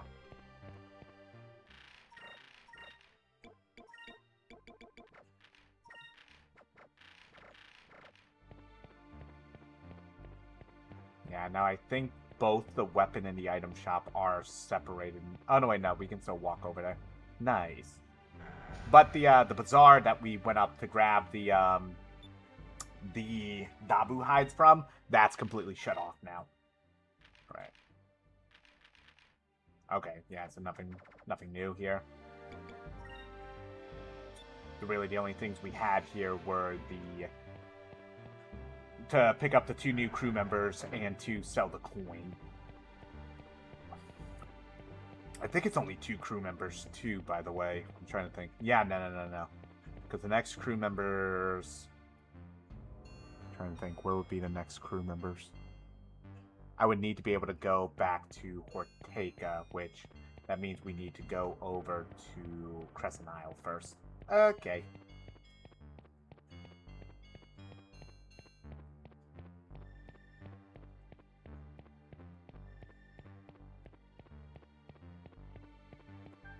I'm gonna tap the save though.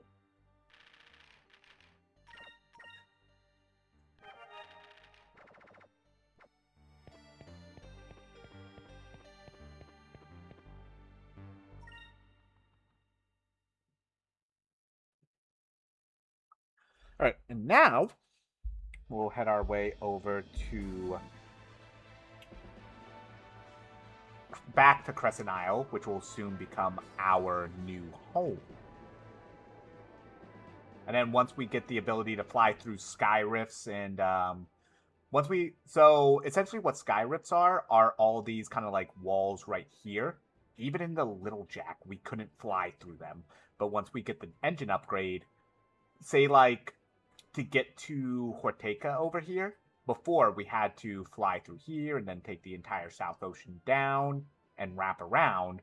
But from here in Nasra or from Crescent Isle, we'll be able to just boop, like just cut through the entire centerpiece of the map. However, we aren't able to fly through this right here. This is a different kind of rift. And that'll become very important later on. And actually, now that I remember something, I think there is a discovery like in this like little corner here that we didn't pick up. I want to say it was like either there. I think that was the Ixatakan Palace that Domingo was looking for. We can't actually recruit Domingo too, by the way, but we needed to find, I think, 30 discoveries that he hasn't found yet. And I think we've done that.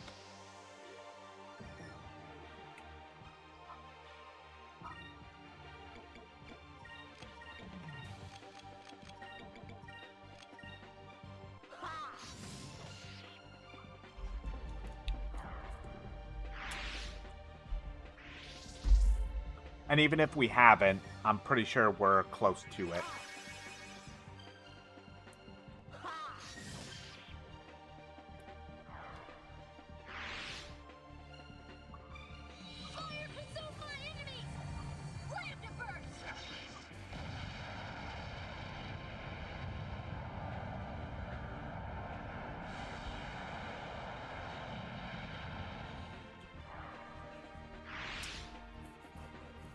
Let's try this.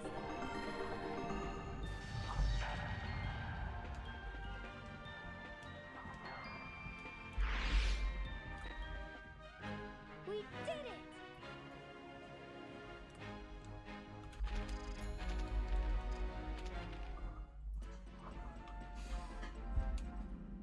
Alrighty.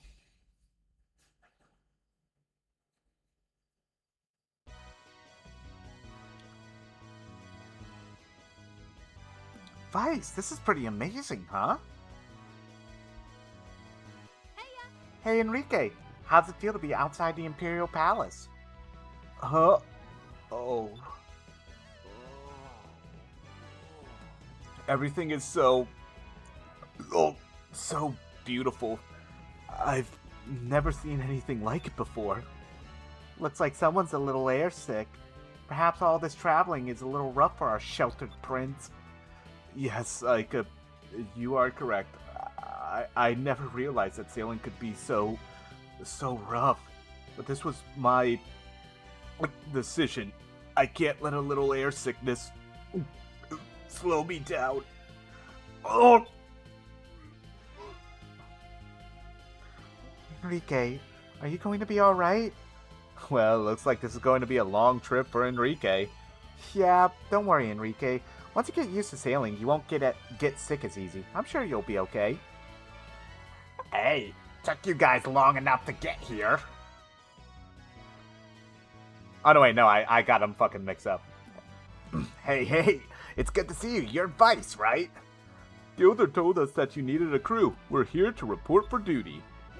I'm Barnum. If anything's broke, I can fix it. I'm the greatest engineer that ever lived.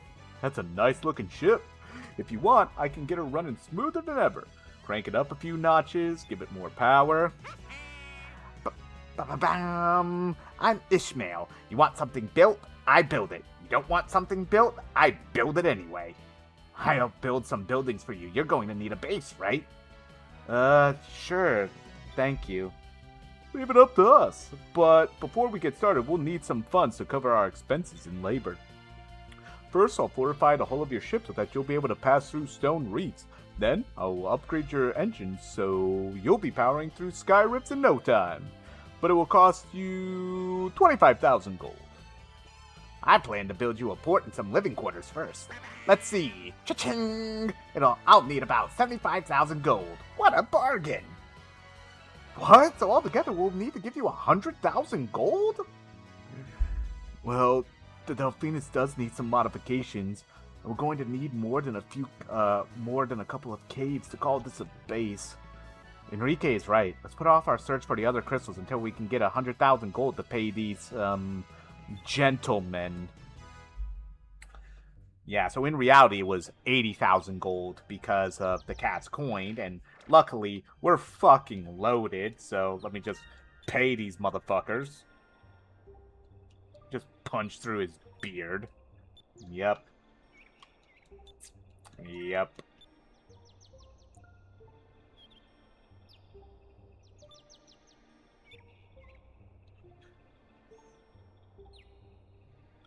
Yeah, so they're able to reinforce the Delphinus within a day, but our base won't be built until essentially certain progress in the story. Vice, I'm so excited. We're going to have our own base, and the Delphinus will be able to go just about anywhere. That's very true. Oh, I just remembered. We were talking about making a new flag, right? If everyone is finished, we can decide on one. I'd forgotten all about that. Alright, Vice, you first. What? Me first? Well, I put a lot of thought into this. Don't laugh, people. This is what I drew. Being air pirates and all, I figured we should have at least a skull on the flag. And since most pirates use swords, I figured we should have one of those on the flag, too. Hey, that's pretty good! Alright, Aika, you're next. I figured the skull thing was overdone, so I tried to go with something quick and cunning. That's why I drew a cat. I drew some gold to show people that we'd sneak up on them and steal their gold before they knew what happened. Aika, that cat looks just like you. Well, I have to get the cat some personality. You think I got a little carried away? Way too carried away.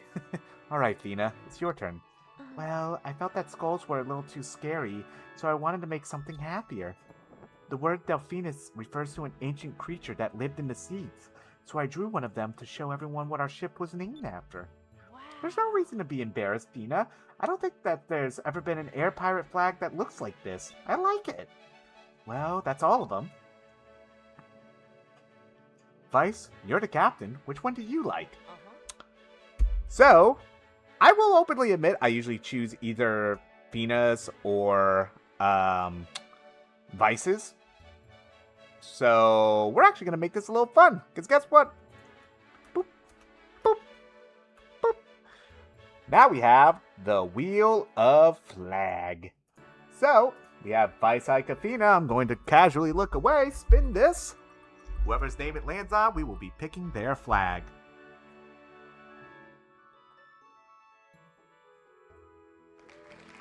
Alright. And let's see who the winner is. Fina! Okay. We're flying around with a dolphin on our flag. Hell yeah. Bum, bum, bum. I think I like Fina's flag. It's very original, and people will remember the name of our ship. It doesn't exactly strike fear into the hearts of anyone, but it shows our good intentions. Oh, thank you. I'm so glad. When I first drew it, I thought it might be a little strange. Well then, I'll hang one up on the bridge too. Oh, it's getting late. I'm starting to get hungry too. Hey everyone! Dinner is ready! Great timing! Well, it looks like we're spending the night at our new headquarters, Crescent Isle. Hell yeah!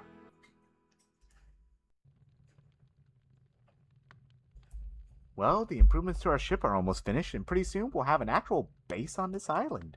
Yeah, starting tomorrow, we should start searching for the remaining moon crystals. Yes, but I hope this time I won't get airsick. You'll have to get over that. Oh, Fina, there's something I wanted to ask you. That admiral, what was his name? Ramirez? How do you know him? What? When we met him in Nasrad, you seem to know an awful lot about him. So this is Fina properly telling the crew about Ramirez. If you don't feel like telling me, it's okay. Don't worry about it. No, I'm sorry. I should have told you all about him sooner. I will tell you everything I know about Ramirez. You know that I'm a Sylvite, a descendant of the Silver Civilization. Ramirez is a Sylvite as well. What? Ramirez was our best warrior. He can channel the power of the silver moon through his blade, making it sharp enough to cut through light. We grew up together. A long time ago, he was one of my best friends. He didn't used to be so heartless and cruel. He used to care for me like a little sister. When we heard that the Valuans were trying to reawaken the Gigas, Ramirez volunteered to come down here to stop them. He went on a journey to search for the crystals, alone. Shortly after he started his quest, we lost track of him. We never even dreamed that he would join forces with the Valuan Empire. Those were the people he was sent here to stop. I don't know why he's changed. I hope that the Ramirez I knew isn't gone forever. Admiral Ramirez not only is one of Valua's greatest swordsmen, but he is also a master strategist.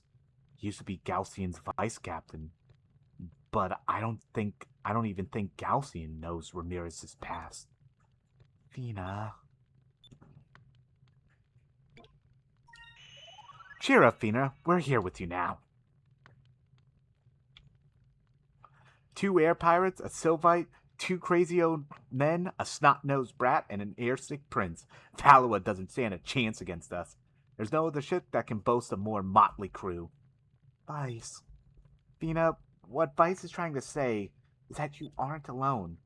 I'm not sure if I can appreciate his comment about the air sickness, but we're all together now. Vice, Aika, Enrique. When I came here, I was all alone. Now I have so many wonderful friends. Thank you so much. I thank you all. I will do my best. Alright, so tomorrow we continue our search for the rest of the moon crystals. We'll start early. Oh, Enrique, are you sure you can get up on time without a servant to wake you? Hey, I always get up on my own. I don't need any servants.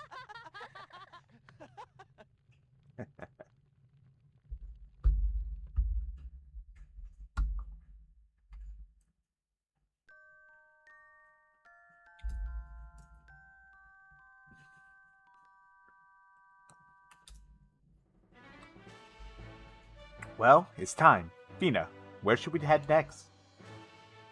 In the east, there is a land that basks in the light of the blue moon. That land is known as Yafutoma. They harness the power of blue moon and have control over wind and water. Their culture is very different from yours. Yafutoma. You heard of it, Enrique? Yes. According to Valuan historians, Yafutona is a country far east of Nasir. It is scattered across several small islands. I remember the stories. The people are protected by scales, and they eat by manipulating 2 sticks to pick up their food. They eat with sticks and are protected by scales? How are you supposed to eat with 2 sticks? And what do you mean scales? Are they monsters? Somehow I don't think it's what you're imagining, Aika. I wonder what these strange wind and water people look like. I still can't imagine eating with 2 sticks. I was hoping that we'd get to eat all kinds of exotic foods on our trip. This has me a little worried. To get to Yafutoma, we should sail around the southern tip of Nasir. Some time ago, during the Valuan-Nasir War, a cape was discovered by invading Valuan forces south of Nasir. The cape was named Cape Victory. There was a city there called Esperanza. If anyone knows how to get to Yafutoma, it would be the people there. Okay, so we're heading south of Nasir. Alright, everyone to their stations. Let's go! But we are not sailing south immediately. We're going to use the power of the fact that we can basically bust through all all barriers and whatnot to essentially fly around and collect more of the crew. Bum, bum, bum. Now we will go back to the South Ocean too, by the way, because there is actually something I believe like right smack dab in the middle. But for right now, we're just gonna do a little bit of sailing around. Actually, I'm just trying to make sure so then I can... Kind of doesn't matter. I actually do want to sail through here because I believe there's a discovery in the center of this rift.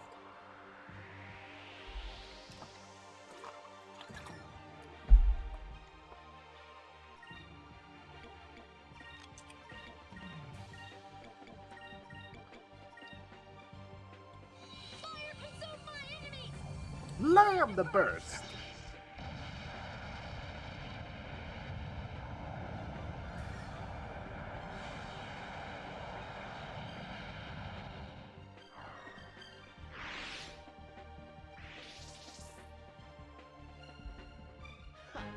was easy.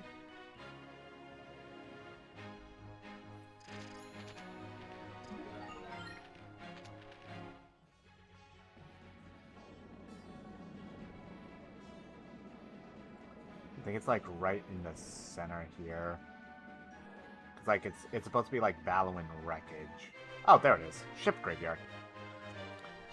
This North Dano This North Dano route was once feared as the home of a monster that ate ships, but in reality, it is an area where currents are so strong that the previous generation of ships lacked the power and hull strength to make it through. Right, and then, yeah, so I can just cut through over here to Maramba, because there is a person that I do need to recruit from over here. Well, I don't need to, but I know that they're over here. Oh, wait, I can't recruit them yet because I need a certain blade. That's right. Okay. We'll just cut through then. Okay.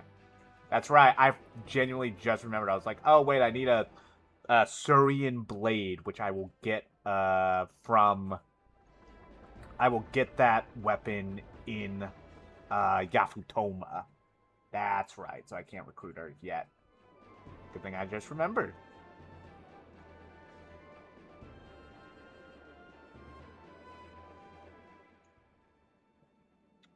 So we're going to cut like this because we're going to go to Pirate Isle. Cut the Pirate Isle, get the person there, then cut to Horteca, get the people there.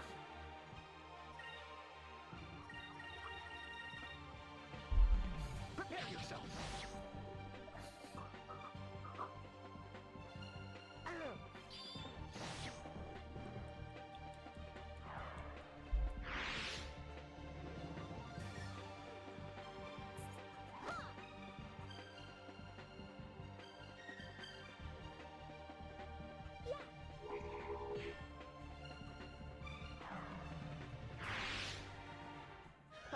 That was easy.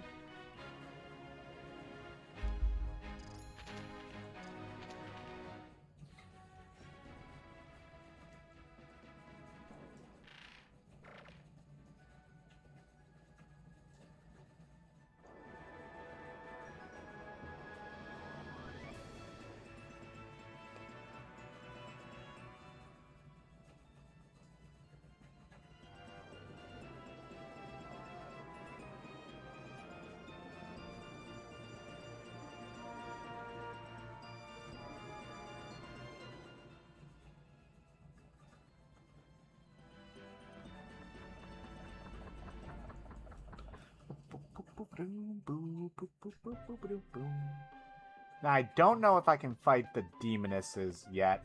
Because I don't know if I just need this character and to find the Iconist village, or if I need to advance the plot further.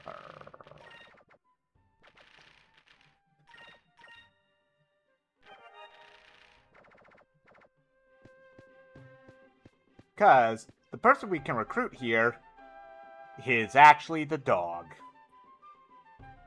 Vice, we want to ask you to do something for us. We really wish we could go with you and help out, but since we're too young, I guess. But we're still too young, I guess. Well, that's what our parents say. So instead, we want you to take Pow with you. He'll help you out instead. I'm not barking. I'm sorry, I'm just gonna say that right now. Pow has always been there for us. Whenever we needed someone to cheer us up, he was there. And we were just thinking that maybe if Pow could go with you, he could cheer you up whenever you needed it, you know? I see. Well then, Pow, it looks like you're the newest member of my crew. You hear that, Pow? Vice is going to take you with him. You're going to get to sail on that big ship with his crew. Yeah, so Pow has joined your crew as a jester. Of sorts. So there are 2 jesters in the game, but Pow's the only one that actually works. We will actually find the other jester, and I'll get to explain what I mean by works. But what Pow does is he raises your chances of attacking first for a full turn. So essentially, if you were to use POW at the beginning of a ship turn, or of a like a full rotation of turns, he gives you the better chance of attacking first. But instead, you can just raise your quick and just bypass that in a way. So POW, like the jester, both jesters are kind of useless, but POW is actually usable, where the other one genuinely doesn't do anything. And it's actually kind of an interesting story why they genuinely don't do anything. Am I near the bistro? No, I don't think so. Oh, there's Kamarok, though. I can just pick this up casually.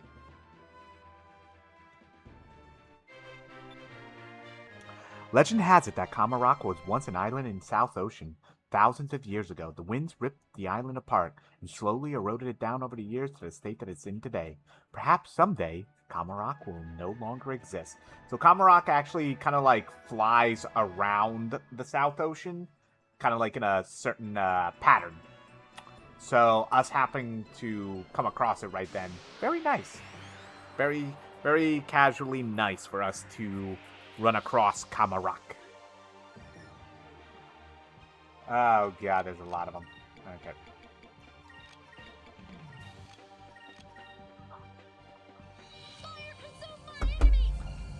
Love the burst.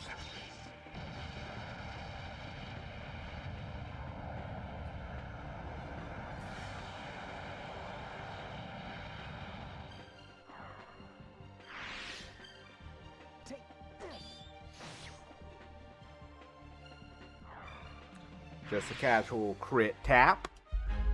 That was fun.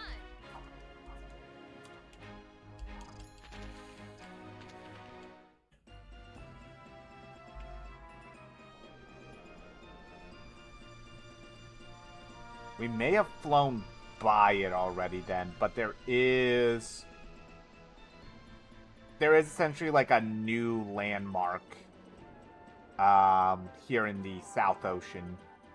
Either we sailed by it, or it's not here yet. Oh, there's Beak Rock. A natural rock formation sculpted from the constant wind currents of South Ocean. Many a sailor's story tell of a giant bird flying south or being attacked by a monstrous beak, but these are likely based on the sightings of this rock.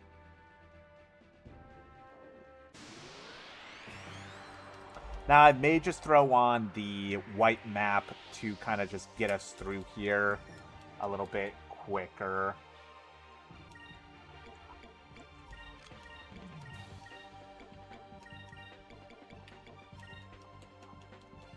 Fire consume my enemies! Land to burst!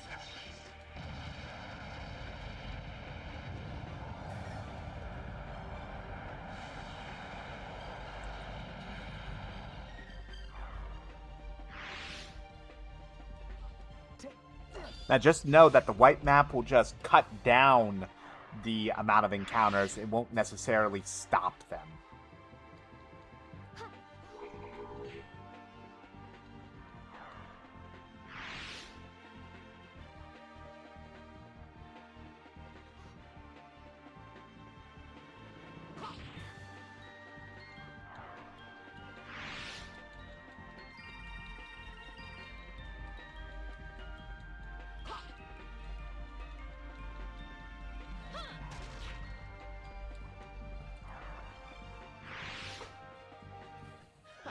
That was easy.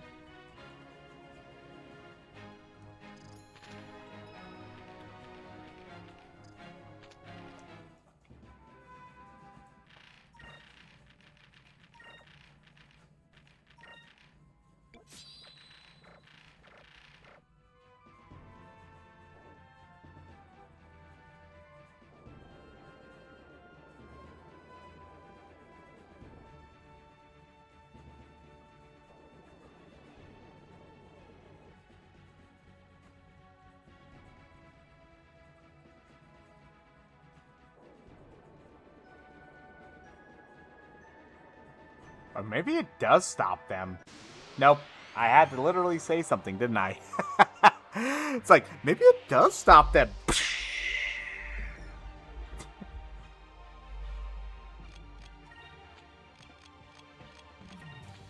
That was beautiful fucking timing too, by the way. I just want to point that out. That was fucking funny ass timing. That's like, oh, maybe it does stop random encounters. Glass break. It's like, oh, he's fucking taunting us.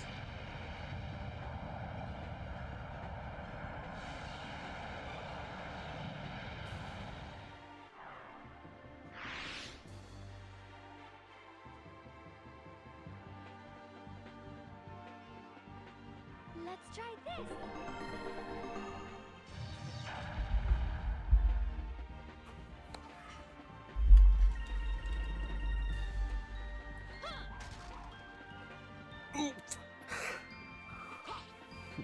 No. Ow, my body.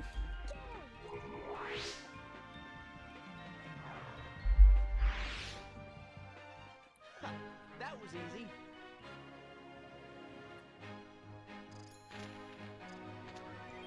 I found an. I've also been given 4 fucking black maps during this playthrough. So many Moonberries, so many black maps. This is very strange for me, for the record. Like, I'm not used to this. I've killed more loopers than I ever have in my entire fucking life, probably. Fucking, it's just so strange. Okay. Okay, so they're either not here because I need the crew member, or they're not here because I need the blue crystal.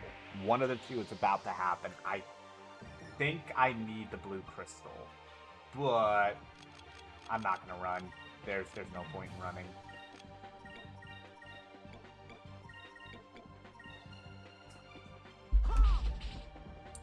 Cause like also running kills your swashbuckler rating.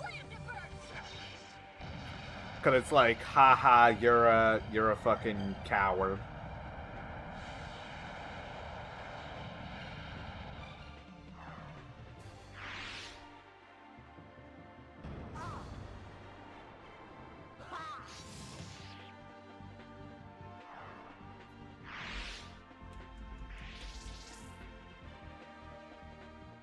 An utter victory.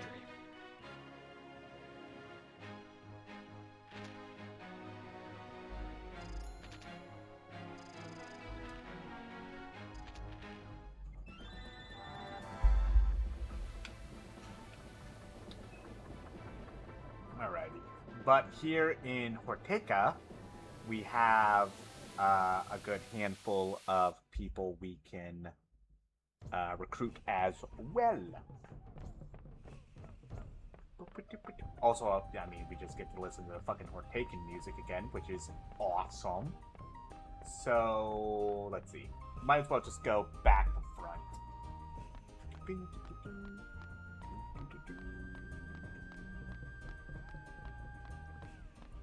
This is probably one of my favorite town themes of all time. And as I mentioned before when we were here during the story, I actually have this song as my alarm clock on my phone. So the next person we will recruit is actually all the way back here, up on the hill. I don't think we saw him when we were initially here, because I wasn't like actively seeking him out. But if we go all the way up here,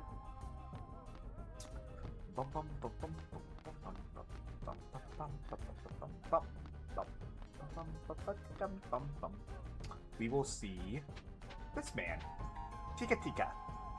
You have a nice ship. Have you flown around here a lot? Do you know this area well? Have you seen a ship with all women sailors around here? Sometimes I see them flying nearby. They are very different from the women here. Even with my eyes, I cannot always see where they go. I am very curious about them. Women only? You must be talking about the village of the Iconus. Yes, that must be it. So there really is a village of only women. I have been searching for it for many years. Thank you. You are the best sailor I know. Take me with you on your ship. I want to travel with you. Really? You'll join the crew of my ship? That's right. I'll join your crew. I've been looking for someone to make good use of my incredible eyes. With my eyes, I can see the enemy from far away. Other things, too, as clear as day. This will be useful to you. So now, Tika Tika is our lookout, which I believe, increases the accuracy of our torpedoes. And then I believe the other lookout... Oh, no, wait, no, I remember what the other lookout does. The other lookout actually is, I think, is genuinely just head and shoulders better, but... Oh, yeah, that's right. We also have Barnum and Ishmael on the crew as well. Oh, they're not part of the crew yet officially? I thought they were. Oh, they won't be until the base gets finished. That's right. But Barnum and Ishmael will eventually actively join the active crew. It's just that they're at the base right now, or on Crescent Isle, building out the base.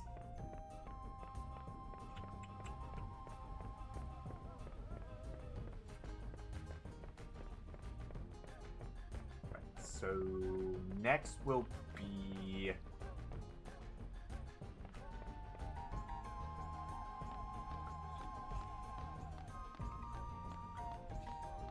Technically, the next one will be the dancer, because I think for the last one, we have to essentially talk to them, and then leave Horteka, and then come back. I think we just have to, leave, come back, and they should be good, but I'm not 100% certain on that. I don't know if it's either that, or if we need to advance the plot more.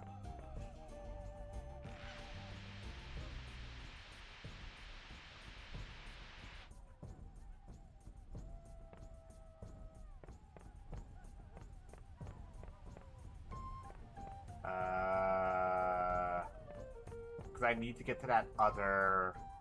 I need to get to that other area where, we slid around and get to, their... kind of their tavern.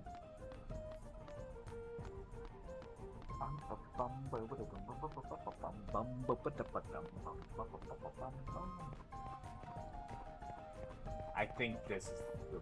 Oh, no, wait, no, the thing's over there. I think this is the way, then?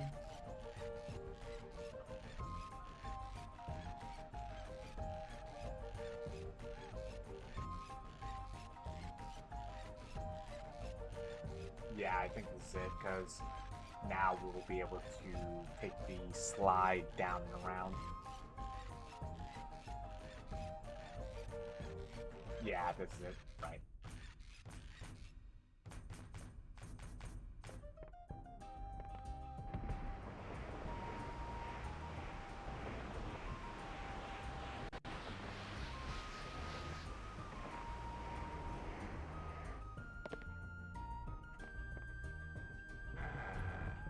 Because who we need to talk to now is her, Mierda. That is a very powerful ship that you have. I hope one day I will board a ship. I look for comrades to help me get revenge on Valois. I wrote a letter to Kieta. Or Ketia. Ketya. There we go. I wrote a letter to Kieta and sent it into the sky. I asked Kieta to please send me strong warriors to aid my cause. Could this be that letter by any chance? I picked it up in the ocean. That is the letter I wrote to Kieta. I sent it looking for help. Kieta has surely sent you to me. You must be the warriors that I am waiting for. Please, take me with you. I want to fight against Valois. I may not be strong, but I can dance. My dancing will lift everyone's spirits. So, she is the second jester, and what she does is literally useless. Having Mierda in your active crew will increase your ship's value. So the value of your ship means absolutely fuck all, because you obviously can't sell your ship. However, it is heavily believed that at one point in Skies of Arcadia's development, you would have been able to sell your ship. That's why Delphinus and even the Little Jack had a ship value. So that you could have maybe, say, tried to sell and upgrade your ship, or maybe found a ship that was more your style. But that was completely scrapped by the time the game was released. However, they still kept the gold value on the ships, or on at least the Little Jack and Delphinus, and they still kept Mierda's. They still kept her ability the same. So her ability, in terms of being active on the crew, literally useless. That's why at least Pow has something kind of useful, you know. I forget what her ability is when added onto the blue robes, though. I don't know if it's like maybe a buff or something, like compared to what Pow has. Oh, I almost forgot the last one. Because the last one we need to go back and around back here, where Sentime and his family is.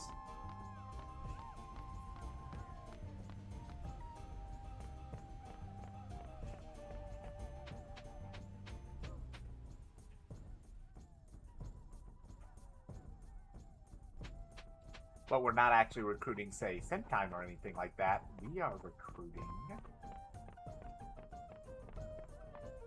Hans over here. Oh, Mr. Vice, hello. You're a captain now, aren't you, Mr. Vice? Congratulations.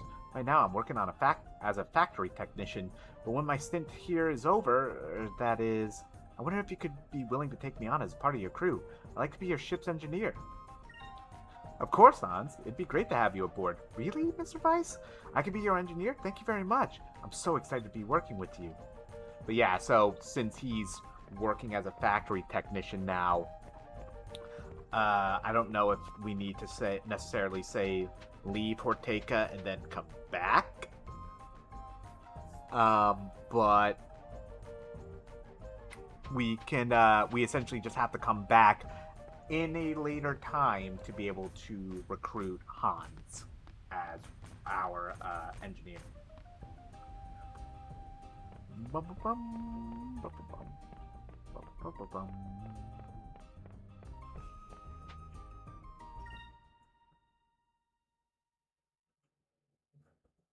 Yeah, let me just see if I can maybe essentially step out and then step back into Horteka, and let's see if that will give me like the prompt to be able to actually recruit him. Otherwise, we may just need to advance the plot, and it will trigger him. But I don't see why that would trigger him then, because you can recruit him at any time. So it actually makes more sense that the trigger would be just leaving Horteka and then coming back.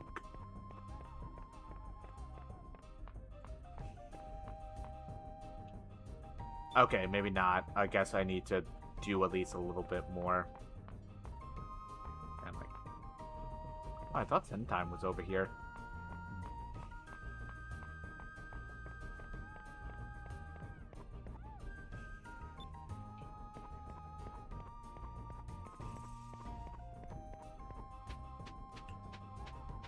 Alright, so let's see then if the Iconus demons are coming out to play now, because I'm pretty sure I'm good enough to be able to take them out. Do I have enough Moonberries, by the way, to fucking learn? Nah. Okay. That's okay, though. I'm gonna tap the save here, then.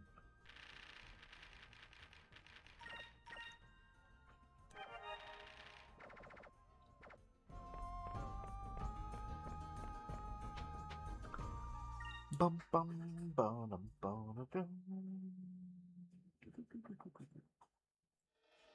Alright. So the Iconus demons should maybe then be spawned. We'll know if we see a yep, there they are. Okay. So we can at least do this fight now. Let me just make sure.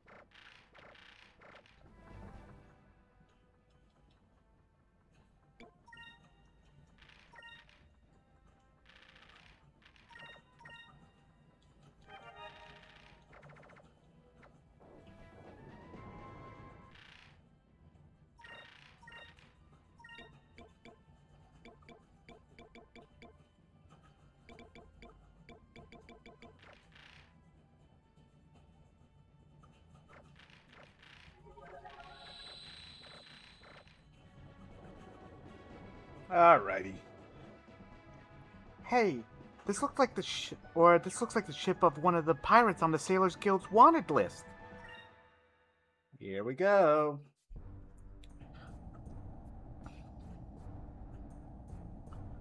What is this thing? I've never seen a ship like this before. I wonder if there are men aboard this ship. Shall we attack this ship as usual? I'm sure someone will come out then.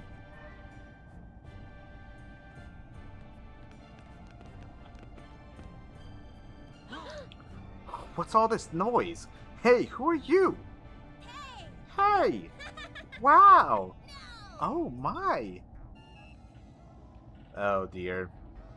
He's actually kind of cute. We haven't caught one this cute in a while. Maybe today's our lucky day. But what's with the eye patch thing? He's got no fashion sense. What are you talking about? I think it gives him some flair. Wow, Tara, you have really bad taste. Fine then, I'll just keep them all to myself. Hey, that's not fair. Hey, that's not fair. Who are these girls? I know. They've got to be those girls that I read about at the Sailors Guild. You know, the Iconist demons. But who'd have thought that the Iconist demons were just 3 little girls? Kinda anticlimactic if you ask me. Hey, who are these 2 ugly girls? They're starting to get on my nerves. They're probably just jealous because we're so much younger and prettier. That's why I hate old hags like them. Pfft, old hags. By the way, they're probably like 17, I believe, at worst. These three are really getting on my nerves. And why would we be jealous of you little twerps in the first place? And Fina, don't just stand there, say something. They're insulting us. Aika, what's an old hag? Oh. Go figure. Well then, everyone, I hope you're ready. Of course. I'm always ready. Well, Mr. Hanson, you best prepare yourself, because if we beat you, you'll have to marry one of us. Yeah, so this is kind of a traditional fight where one of them's the one with the spear is the main attacker, the one with the bow is support, and the one with the staff is on magic duty. So Tara's kind of like the bulky one. Lyra is the mage with all the status effects, and I believe Para is the buffer of the group. We do have to focus down one of them in particular, because if we don't, they're going to use a move called Chalk Mold that will fuck us up.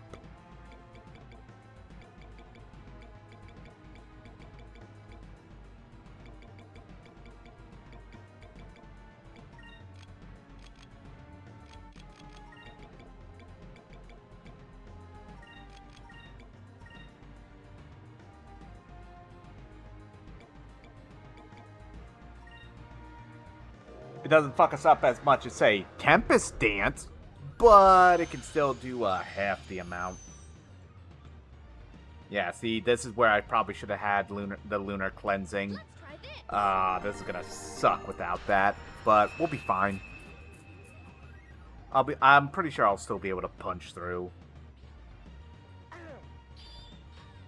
Yeah, see, that was her defending, and that was a crit.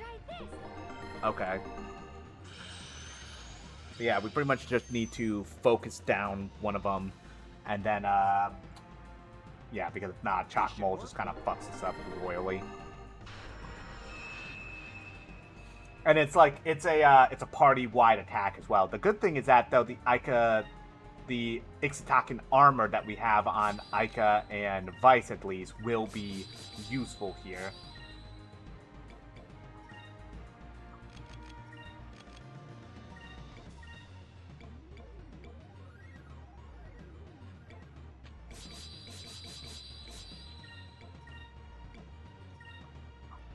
That's Shock Mole.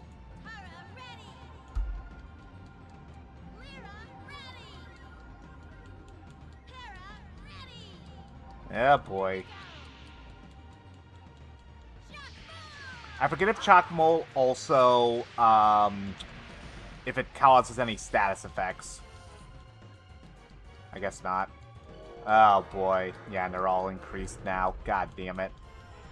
Okay. Yeah, so the next Chalk Mole is gonna hurt like a motherfucker too.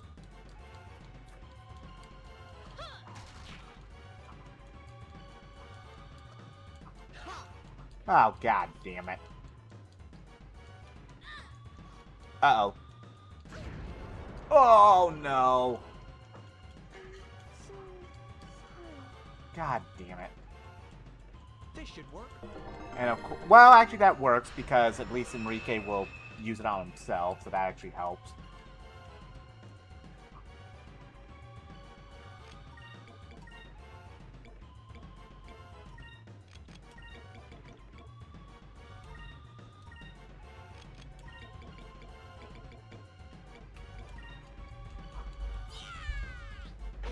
Oh, really? God damn it. let's try this.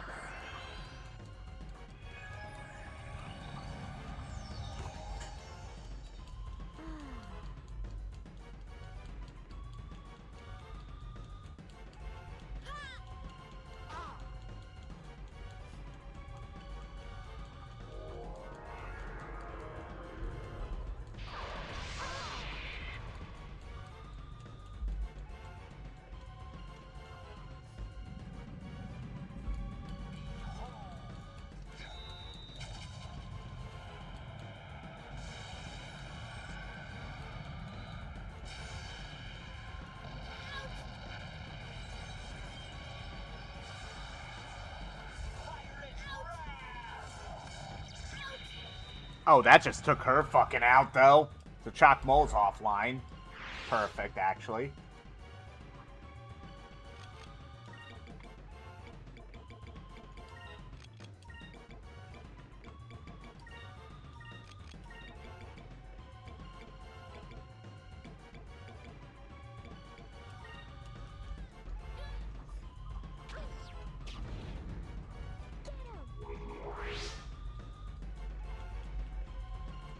Here goes.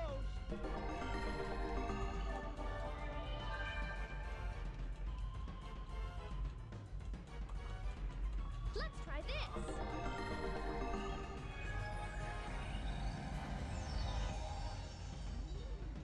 That helped.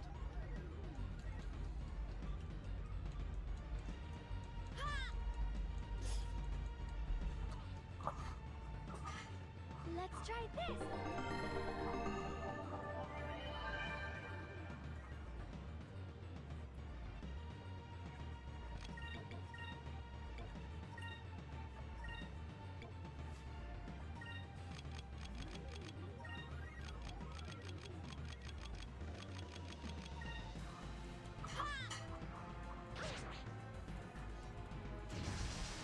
Oh, God, she caused confusion. That's not good, because she's still... Now she's going to take her turn confused, and who knows what the fuck she's going to do.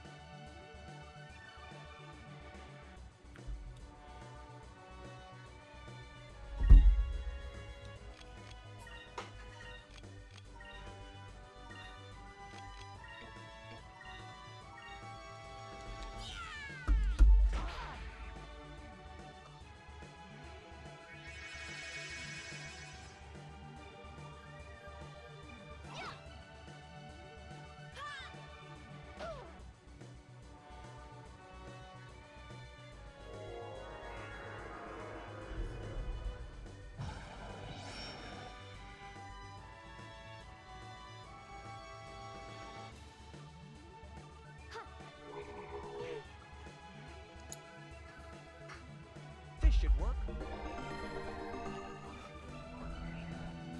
I love that they casted silence on him, and it's like, ha, joke's on you, I'm already silenced. I'm not allowed to use magic.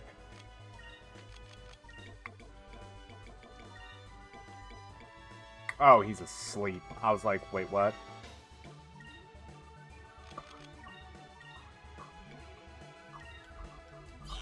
God, she is critting like a son of a bitch.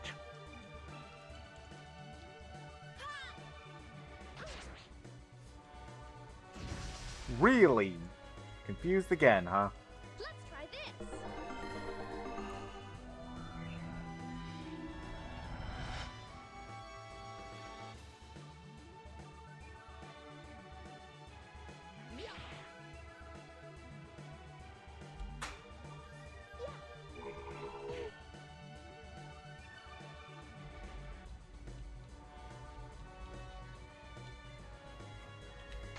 Well, guess what? We're just gonna drop the fucking moon on you. In dire We need. call forth The power. of the ancients.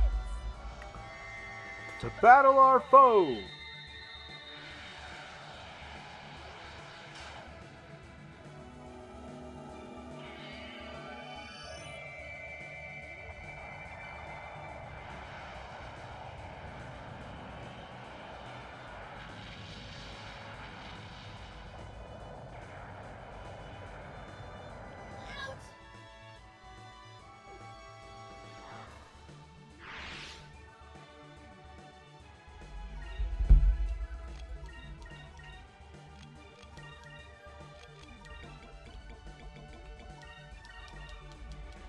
Well, that had its pains, but oh, I thought she was dead because of the fucking music change. I was like, did she just fucking kill him? Here goes. No, we should be fine. Cutlass fury.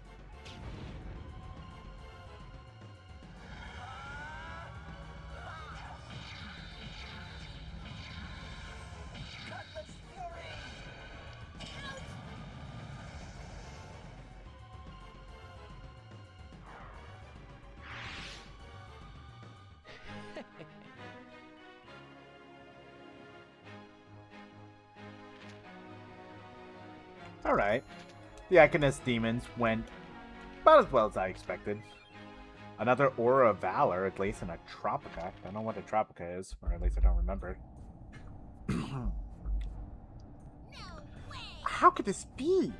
What are the Iconist's most powerful warriors? I can't believe we lost. Now that that's settled, you guys have to promise not to cause any more trouble.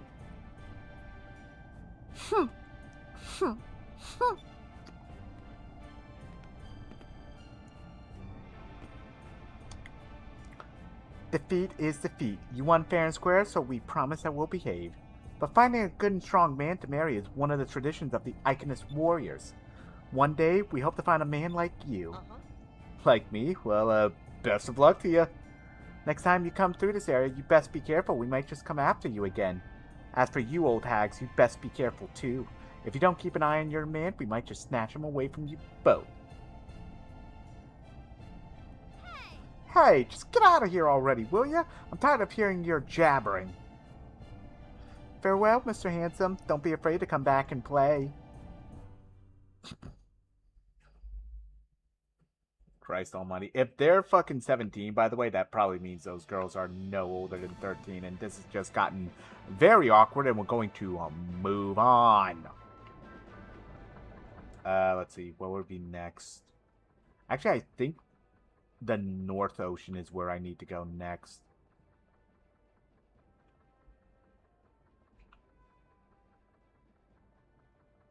Because, like, where we're going next is essentially here. But I think there's something in the North Ocean. I do need to stop by Porteca to rest, though, anyway. Well, actually, wait. That rest spot is a long ways away from the entry point. So what we'll do then is we'll just... we'll go over to Pirate Isle, because I can just rest at our home. And then probably what we'll do is we will cut, like, to here.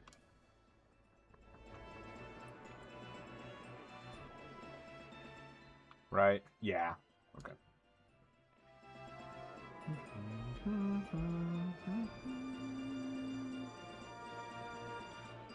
Dun, dun, dun, dun, dun.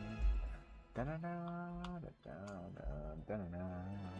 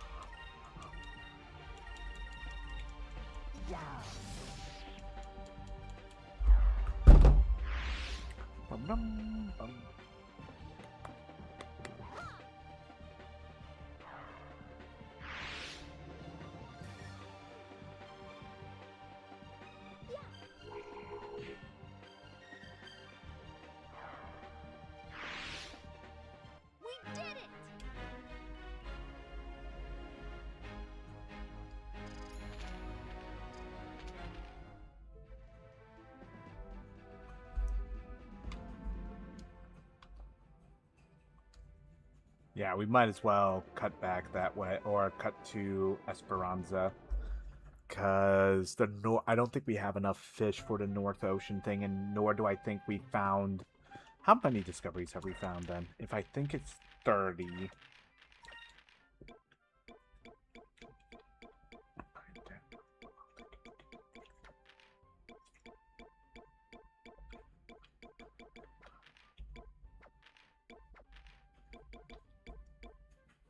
Oh, okay, so I do have at least 30.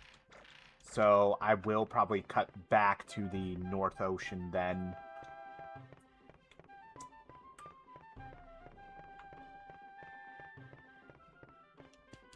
Because I believe what I was looking for in the South Ocean is actually in the North Ocean.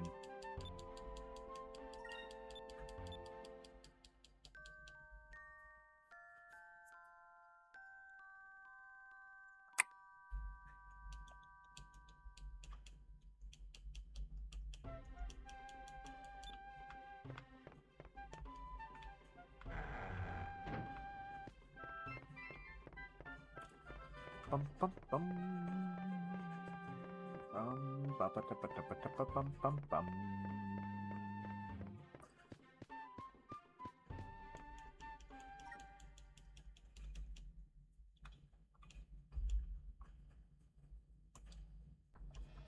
All right. Which way am I going? So I'm cutting this way then. Okay, northwest. Got it. Okay, so let's put on the white map then, just to try to cut down on this a little bit. I still actually think probably the Ancient Bracer is better on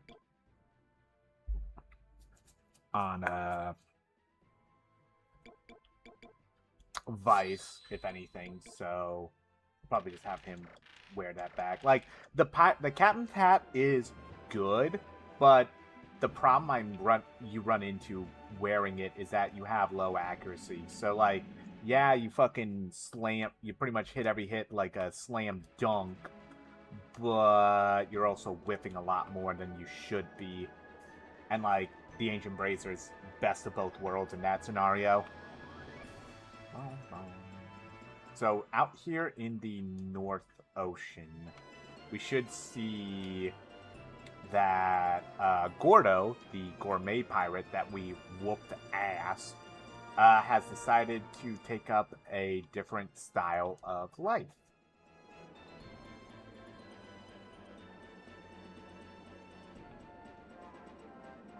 At least I believe it should be out here, right? Yeah, there it is. Okay. Oh, hey, the Triclone. We happen to fucking run across this wandering discovery as well. A dangerous triplet of cyclones, sailors have dreaded the legendary Triclone for centuries. It is said that if you encounter it, all you can do is pray. However, it is also said that in the center lies treasures of 1,000 air pirates. Yeah, so Gordo has decided, instead of being a pirate, setting up essentially a bistro out here. And there actually is somebody we can recruit, and that's Mr. Domingo here. Oh, wait a minute, are you Vice? You're a legend among sailors across the skies. You know me, right? I am the traveling treasure hunter Domingo. I travel the world looking for new discoveries. It's quite a relaxing job, if you ask me. If it is okay with you, I would like for you to join my crew. Let us work together to find all the discoveries in the world. Sorry, but the only people that I team up with are beautiful women or men who are better treasure hunters than myself. Well, if you can find at least 30 discoveries, I'll admit that you're better, but I doubt that there's anyone who can actually do that. I wouldn't talk so fast. I've already found more than 30 discoveries. Really? I don't believe it. You actually found more than 30 discoveries. You truly are a treasure hunter, Vice. Like I promised, I'll join you in your quest. And besides, you got 2 very beautiful women with you. How can I resist? So now we found our other lookout, Domingo. And why did I say earlier that Domingo is better than Tika Tika? Well, Tika Tika increases your torpedo hit percentage, right? Yeah, Domingo increases your chances of hitting crits. So, right. I do believe, yeah, Cupid was chirping. Yeah, so this is also somewhere where we can essentially heal up while in the North Ocean, but it costs us 4,000 gold. isn't necessarily a bad amount, but it's still an oofy. Come on. Where is it? People help me out here, buddy.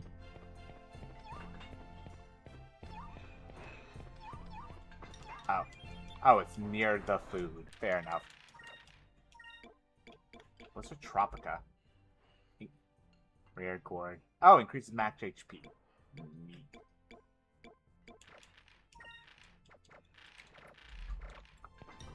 Yeah, and if we talk to Gordo, I don't think talking to this guy.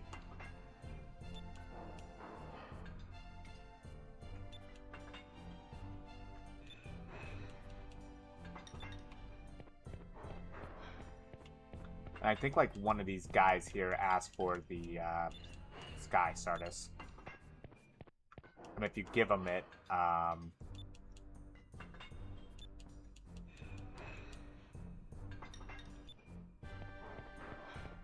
maybe it wasn't him. Maybe I would need to talk to Gordo again, or maybe it wasn't here, but I swear to God it was, because they give you the second of the 3 Opera champs here. Oof, sorry.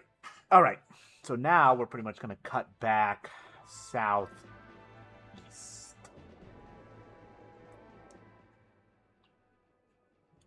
And we're pretty much going to aim for, like, the south, or essentially right here, because then we're going to curl, like, right to behind the southern tip of Nasir. I do have the white map on, right? Yeah, I do. Okay. Let's roll.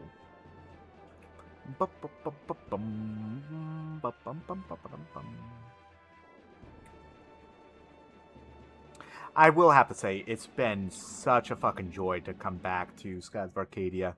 And I will admit, I think I went too hard with the Final Fantasy big game hunt. Like, I'm glad I did it, make no mistake. I'm glad I'm able to say now I have beaten some of those super bosses. Really proud of being able to say I've beaten Ozma, Penance, and Yasmat in particular, though I will never fucking hunt Yasmat again in my life, I swear to God. If I would need to be paid some nice money, I would have to say. I would need to be paid to go after Yasmat again, because that fight was just such a mental slog. It just wasn't fun. I'm glad I did it. I'm glad I'm able to say I did it. Never again. For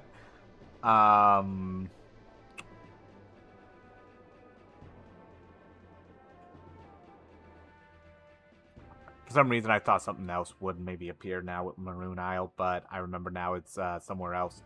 So yeah, so you need to wrap around or go through this sky rift right here, or then wrap around the tail end here to get to Esperanza.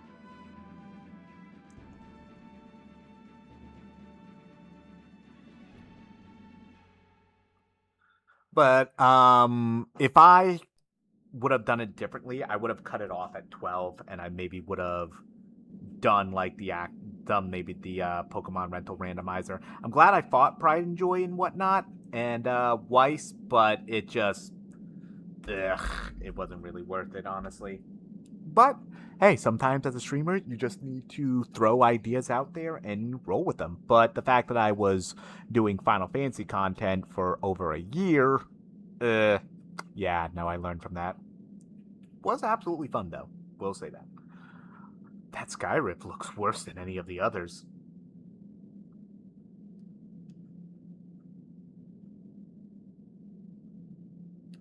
If we tried to power our way through it, I think the Delphinus would get ripped to pieces. But if we don't go through there, we won't be able to reach Yafutoma. Is there something we can do? Enrique, are you feeling any better? No, to be completely honest, I feel awful. Why don't you guys take a look around the city? I don't think it would be wise for me to move in my condition. I'll stay here and look after Enrique. Alright, Aika, let's go check out the city. Someone here has to know how to get to Yafutoma. Alrighty. But there actually is quite a bit of stuff for us to find here, including some more moonfish are actually here in Esperanza.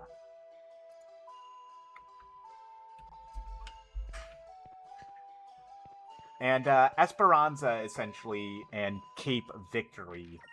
Um, the best way I can describe what this whole area is that this was a port founded by Valuans um, during the Valuan or Valua Nasir war, and this was supposed to be kind of like a very important port for Valua during the war.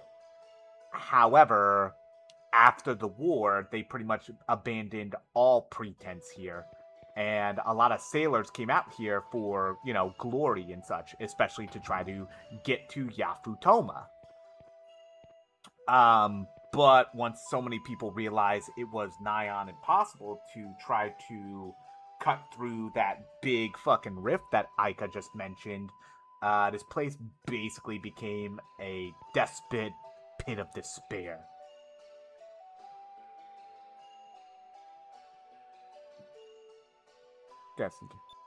Yeah, my parents were the same way when I was just a little girl. My parents brought me here with plans of going to the lands to the east.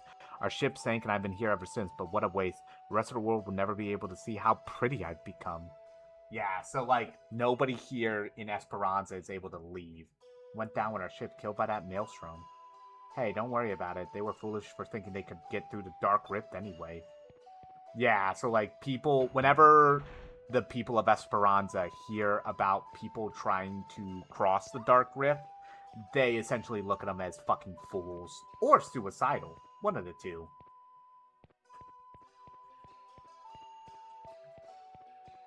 I did hear the chirp. Maybe it was... Oh, it's probably on the rooftop, isn't it? But, there is also, if in Maramba, there was a lady who ran basically like a skewer shop, that if you talk to her, she says that her daughter essentially ran away from home with a sailor, and she doesn't know whatever happened to him. Unfortunately, that daughter is here in Esperanza, and I believe either the sailor died trying to cross the Dark Rift, or just abandoned her here, like an asshole. Oh, it's got to be down here then. And so she was just left here, essentially, to live/die.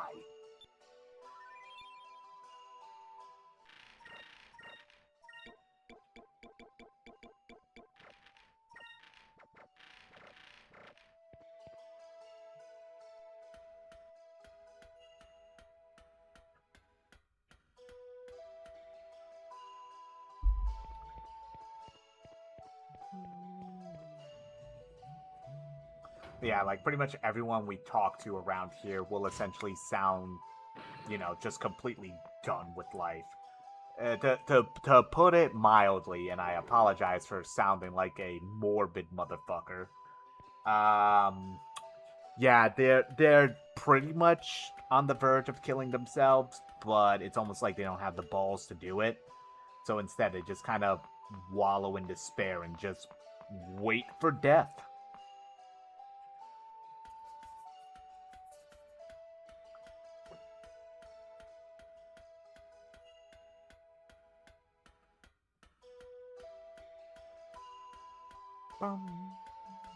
So I do remember there is one of the moonfishes up here. There we go. Snag him. I think we're on track with all the moonfishes too. We've gotten a lot of the really good rewards. The final reward is actually pretty entertaining, and it's also cool. It's cool that they also give you another reason to hunt a moonfish now, because it's you now want to potentially learn more about Doc, Doc and Ramirez, and kind of understand why Ramirez essentially went to the dark side, why he is so adamant about serving not so much the Valuan Empire. Ramirez serves Gaussian more than he serves the Valuan Empire. Like, he serves a man, not...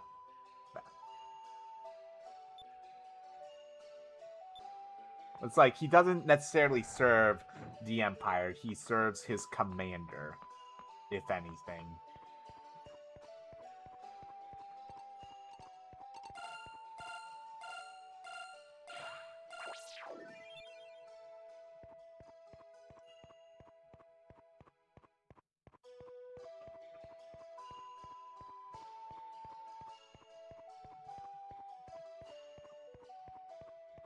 I don't think I ever picked up this treasure chest. I don't think I ever noticed it back here. But thank God I did, because that's a Moonberry. What's his thing? Fairy for 1 turn. All physical. Nah, I need to be able. I need Lunar Winds now. Like, I regretted it too hard against Piastol and fucking the fucking demonesses. So I'm gonna make sure I don't make that mistake again.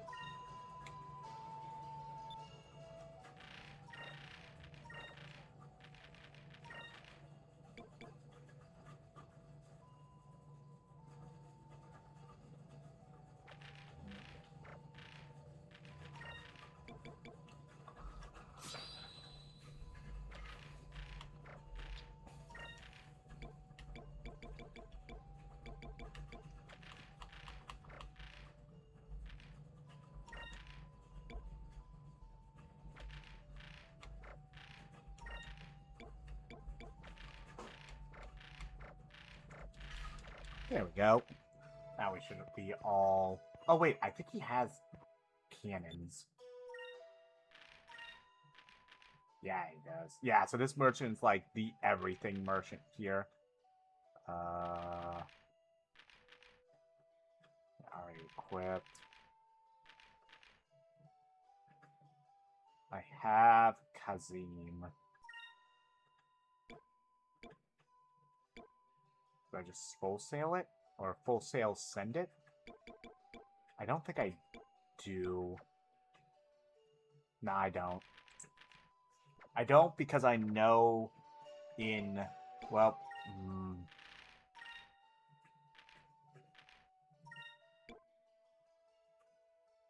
I'll go half and half.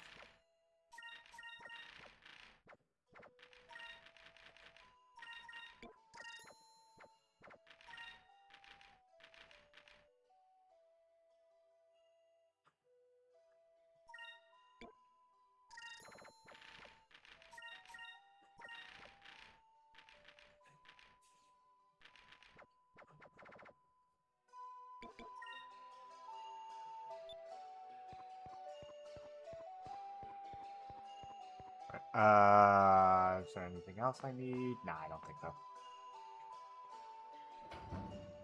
Yeah, because we're supposed to go into the, yeah, and like this is the daughter.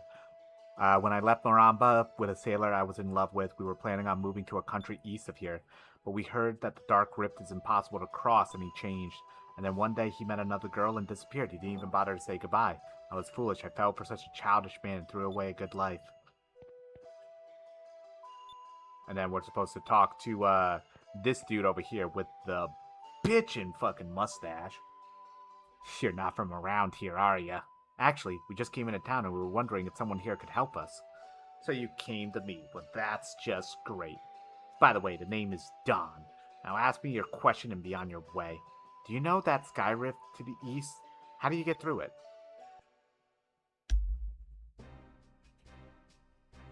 So, you're looking for a way to cross the Dark Rift, eh?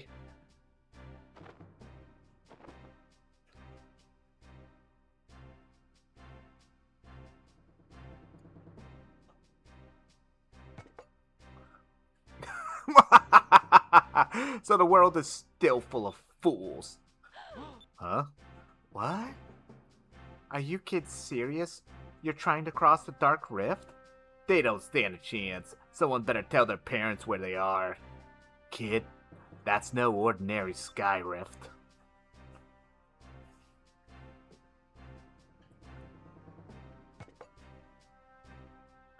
During the war, this cape was discovered and this city was built. This place is the edge of the world. If you try to go any further east, you'll be killed. Hundreds of men, good men, have died trying. But there's always a few fools that don't heed the warnings. The Dark Rift usually claims them. Some of the best sailors from all over the world tried to cross the Dark Rift. They came from everywhere.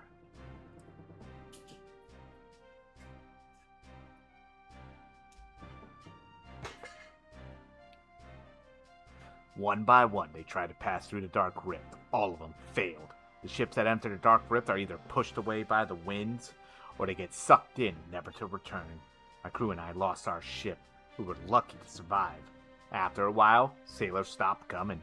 All we do now is sit around here and wait to die. God, this game's morbid as fuck, huh?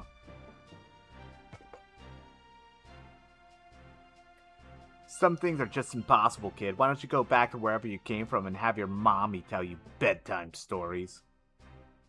What's wrong with you people? You've thrown your lives away. Don't you care about anything? Vice, let's go. We're just wasting our time here.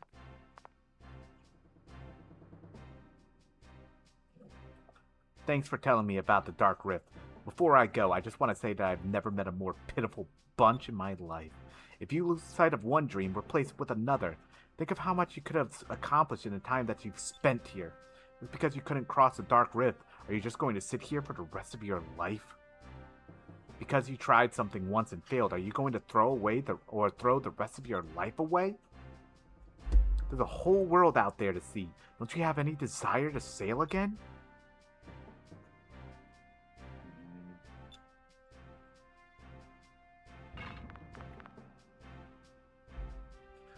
Fina, what is it?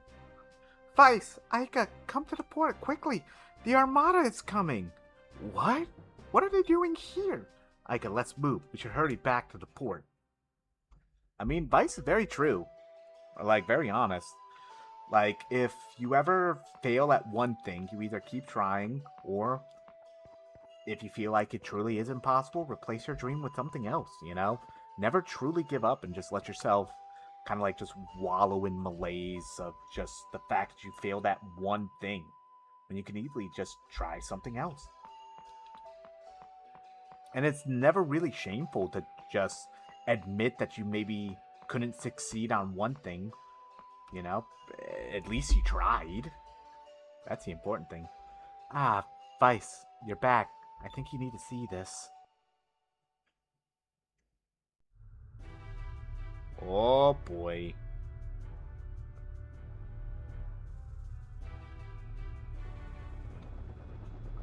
They are Rugia, the flagship of the second Admiral Gregorio.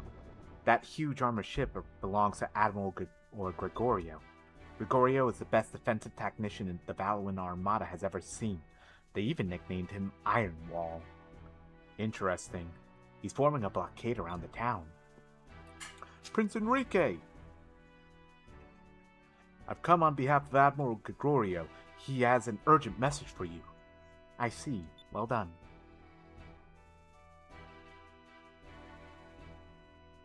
I hope my prince finds himself in good health. I heard that you had a change of heart, or were perhaps brainwashed by the air pirates. Empress Theodora has sent me to escort my prince back to Valois so that he may recover. If my prince refuses to comply, my ships will regrettably begin firing upon the city tomorrow at noon. Your humble servant, Gregorio. Uncle Gregorio is asking me to surrender. Uncle? Oh, Gregorio was an admiral in the Armada even before my father passed away. He helped raise me when I was growing up. He's always been like an uncle to me. I know that he doesn't want to fight, and he really does want me to surrender. But I can't go back, not after everything they've done. Even if it means I have to fight him. Enrique?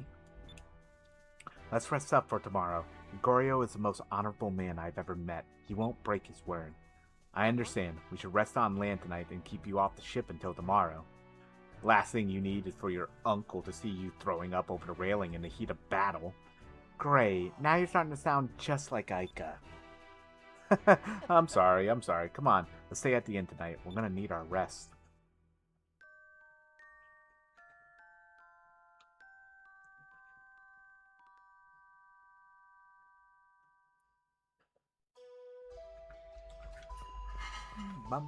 Yeah, so now we have to fight off Admiral Gregorio and his blockade if we have any chance of getting past the Dark Rift and to Yafutoma.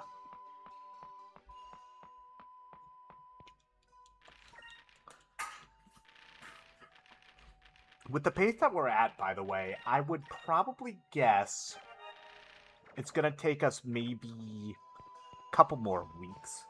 So we'll probably be done with this by like the start of June.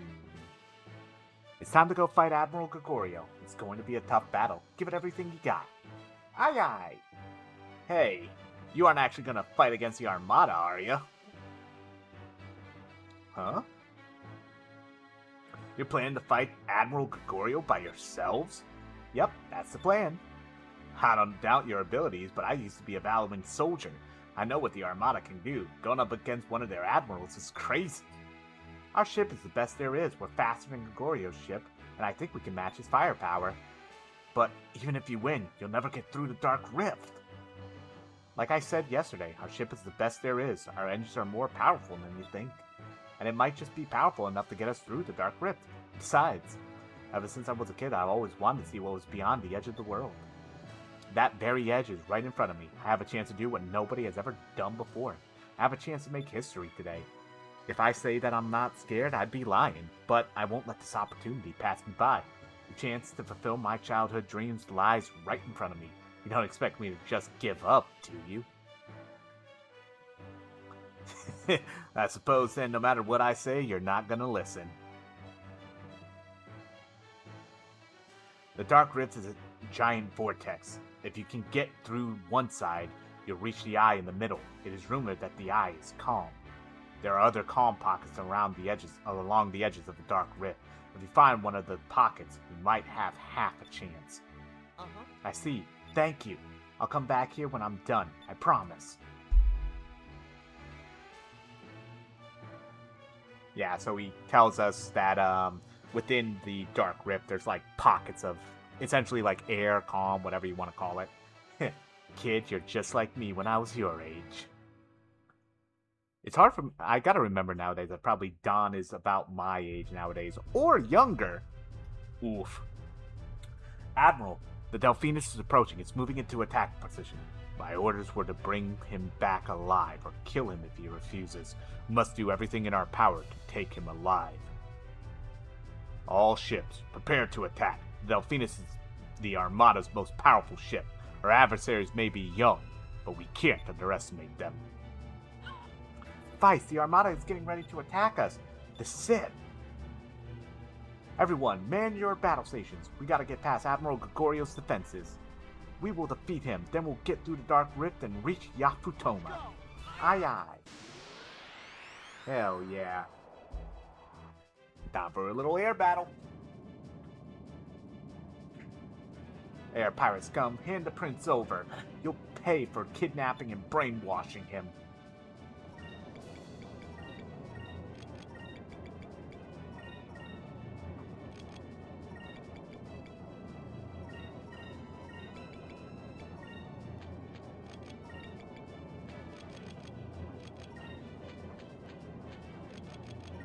Oh, Domingo, I have to actually actively use. Okay.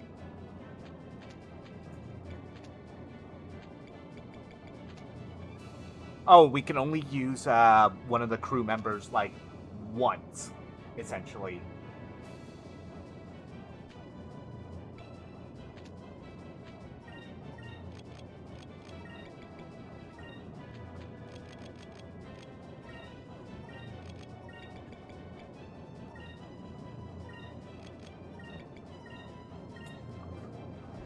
Like, we can only use it once per fight.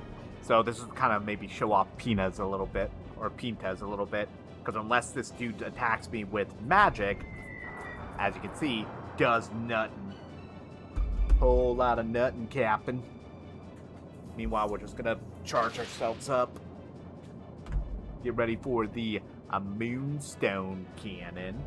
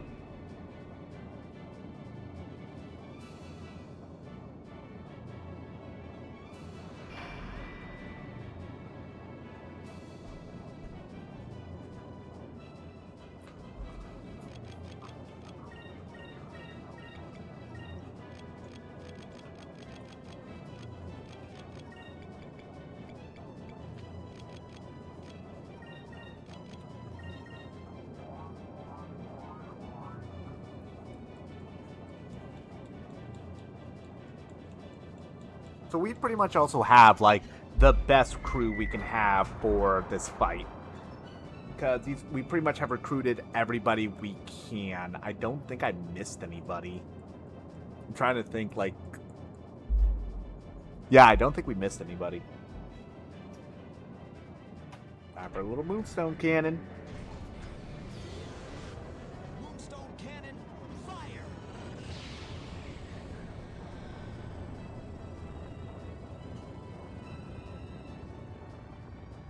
Yeah, and it one-tapped him. That's the power of the Moonstone Cannon, baby. Speed wax. Hell yeah.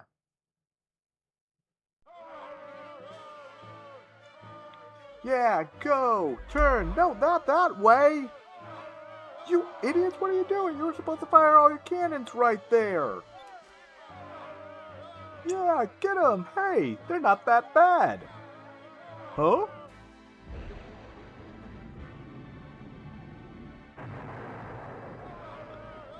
Incoming! They still need to get past the next line of ships. They still have a long way to go. And he's probably dead. Not actually, probably, but, you know, oof.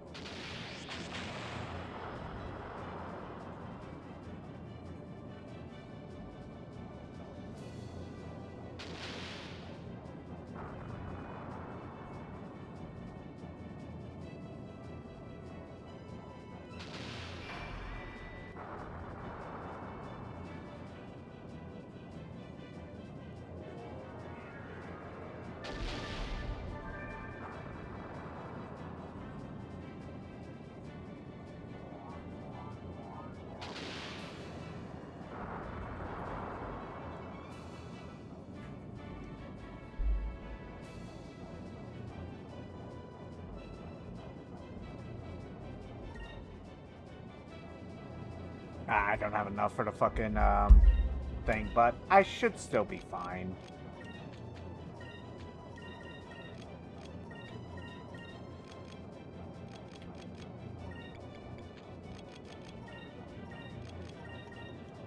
Like, we should still have enough power.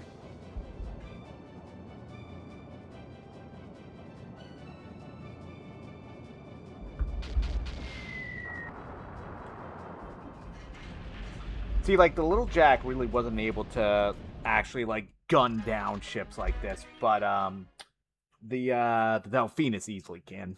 Has enough raw power and whatnot. Alright, we're doing great. Gregorio's ship is dead ahead. He'll be in range shortly. Uncle Gregorio, I can't let you take me back. Alright, full speed ahead.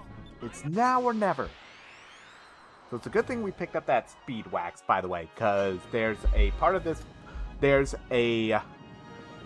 fight that becomes a bit trickier now because of the fact that I can't use magic.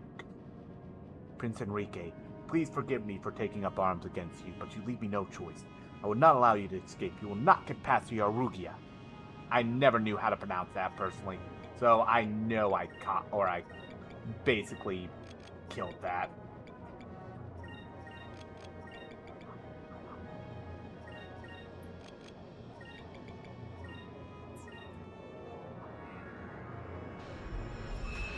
But it's because Gregorio will straight up ram your fucking ship.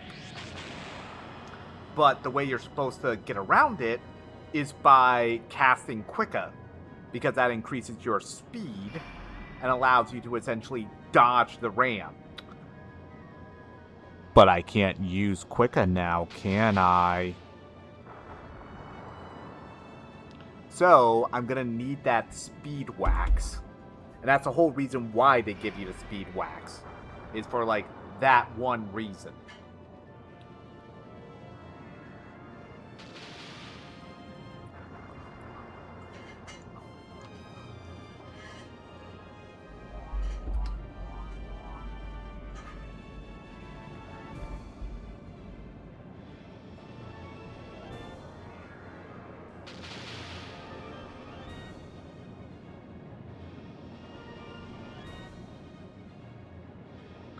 As I stated before, Gregorio has been named Iron Wall by his peers. He is the Armada's best defense technician.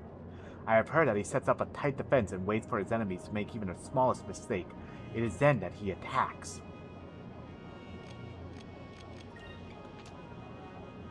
Yeah, see, it's for one turn, too. So...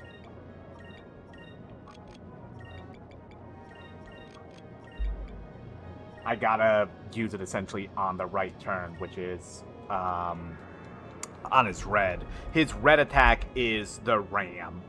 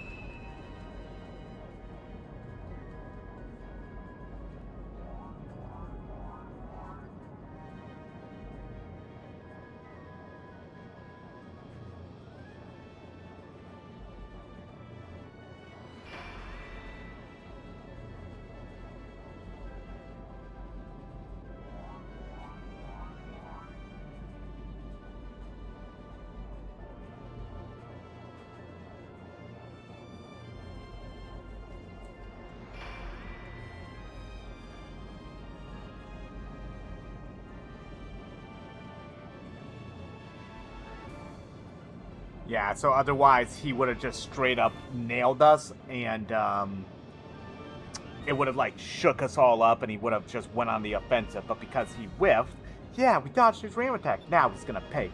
Enemy vessel's wide open. Let him have it, Vice.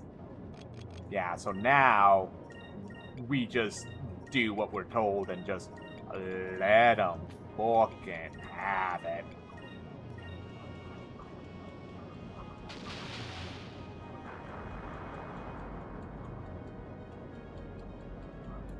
And that's the exact reason why they give you the speed wax, in case for some unholy reason, if you hadn't been using blue weapons at all, and you didn't have Quicka available to you. Now, I will say that going forward with ship battles as well, now, if I land on S-move, the Moonstone Cannon is now off limits. Because as you can see, I can actually, like, all the Delphinus ship battles are actual battles. The battles on the Little Jack, unless you, like, encountered them in the world, the fight with Rakumin was unwinnable through raw damage, and the fight with Grendel was unwinnable with raw damage, but I still needed access to the Harpoon Cannon. With the Delphinus, however, though, I don't necessarily need the Moonstone Cannon to win, but it's very fucking helpful, as you can see. So, going forward, if I land on S-move, the Moonstone Cannon gets ripped away from me as well. And that makes some fights really fucking entertaining.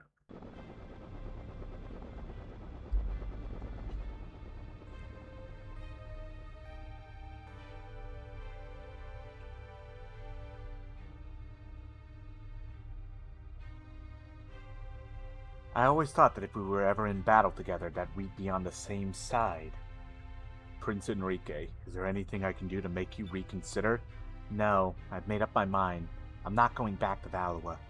I know that you've noticed a change in the Empire as well. They are headed down a dark path. Trying to rule the world with an iron fist, it will be Valois' downfall. This world, this sky, it's not Valois' to rule. It belongs to the people. And to right the wrongs that Valois has committed, I have decided to travel with Vice and his companions. Tell that to my mother, and also that I pray every day for her good health. This is goodbye. I must go. Be well. Farewell, young prince.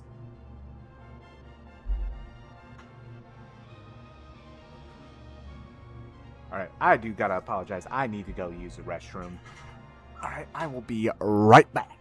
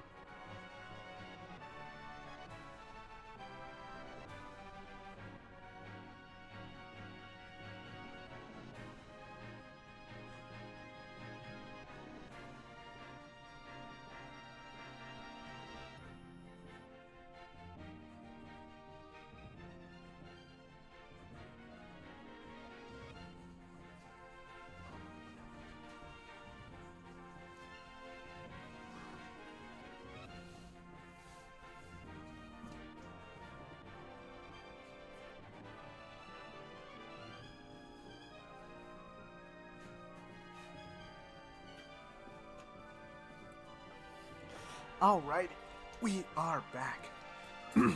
Those kids are great. They just took out the Armada with one ship. They make me feel like sailing again. sacrifice. You put on quite a show. If you make it back from the Dark Rip, I hope you come back here and take me with you. I can't believe I'm saying this. You hear me, kid? You better make it back.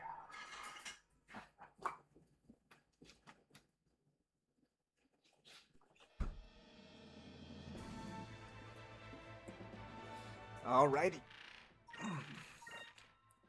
And we have another Captain Stripe we can use. Might as well heal up a little bit. And actually, we got a better blaster, I believe, as well. Yeah, 12-inch cannon. Oh, it's technically not better. Not better at all, actually. Oops.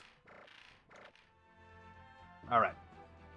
So now we are aiming for the Dark Rift, which the entrance should be a giant fucking black hole, essentially, in the wall.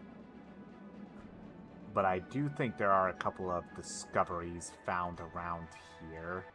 I think one's on, like, this island over here. I think one's floating around as well. So, purple, blue, blue. So, red will be helpful here.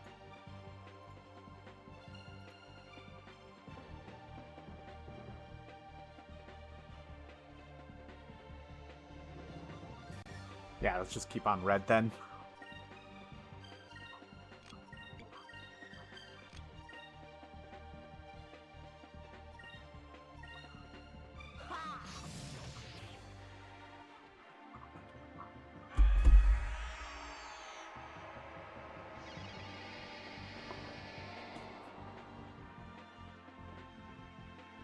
Fire consume my enemies!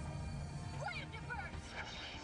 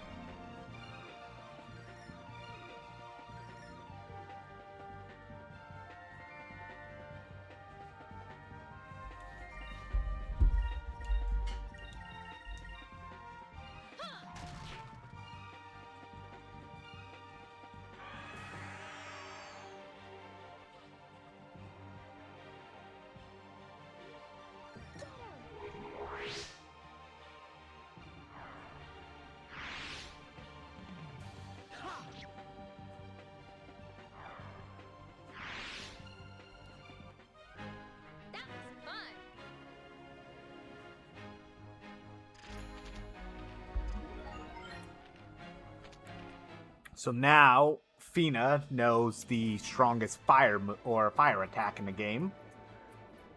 That'll be nice. Ah, yes. So there's the Dark Rift entry, but I do believe on, like, I think, like, at least one of these islands has a discovery. Not, like, directly right there, is it? Nope.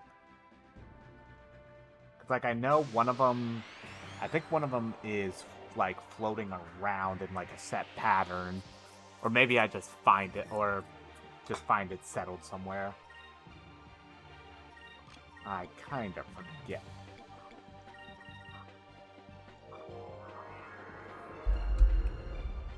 So this is the part where not having magic available to me kind of starts to blow, because we're getting to the point where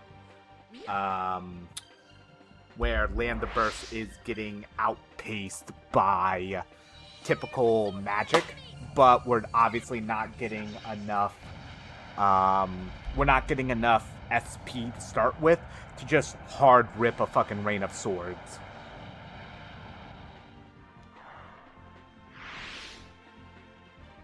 An utter victory.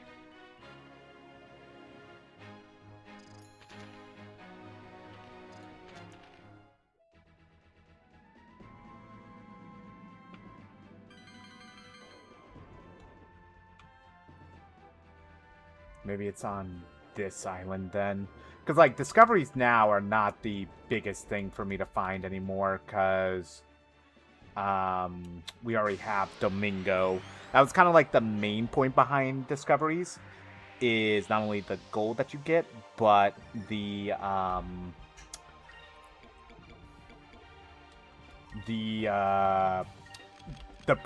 a prerequisite to get Domingo. So now that we have them, not really the biggest problem.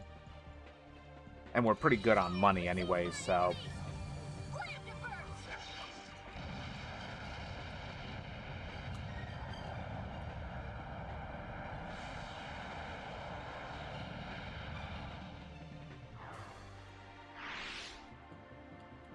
An utter victory.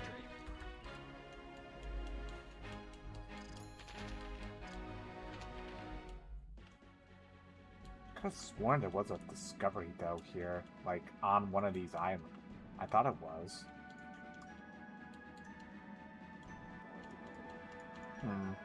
I guess it really doesn't matter. Like I said, we pretty much don't desperately need the money. You know, we'll be able to fight enough going through the Dark Rift and such. And I'm not trying to 100% this damn game, so it looks like we can.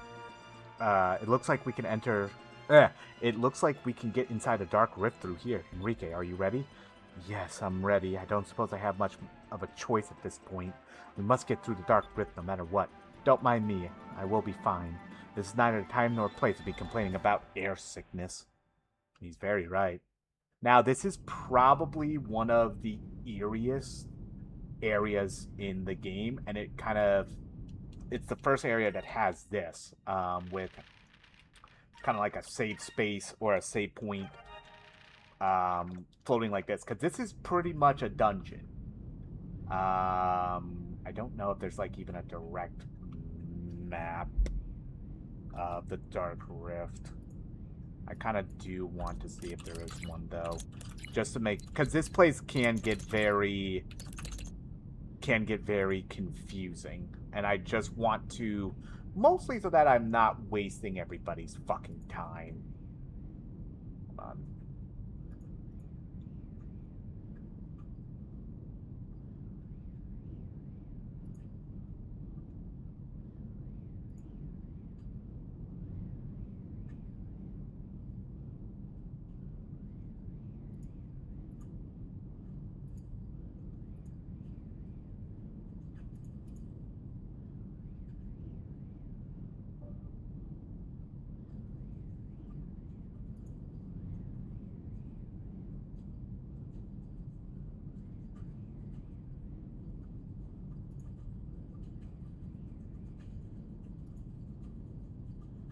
Is there not a map of the Dark Rift?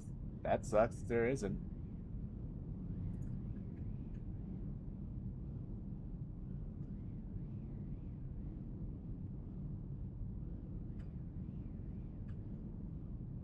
Doesn't look like there is. I am fucking flying blind, as I should be. Alright.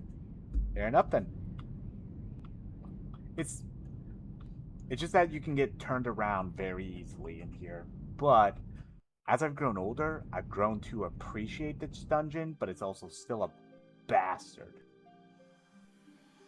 But it's very, as you can see, it's very eerie. Of course, immediately I get into a fucking fight. God help me.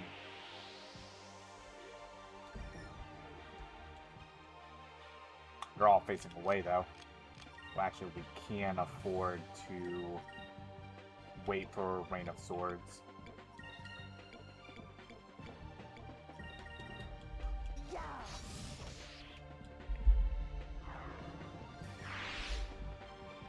Here goes!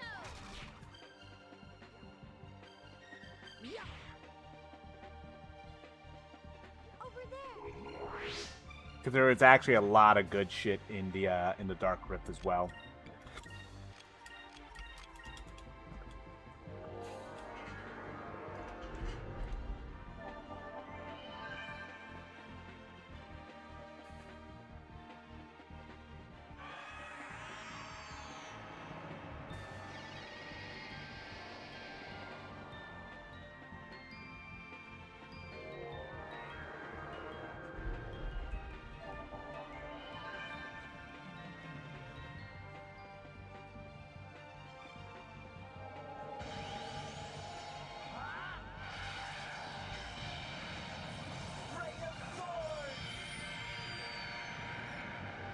Hell yeah.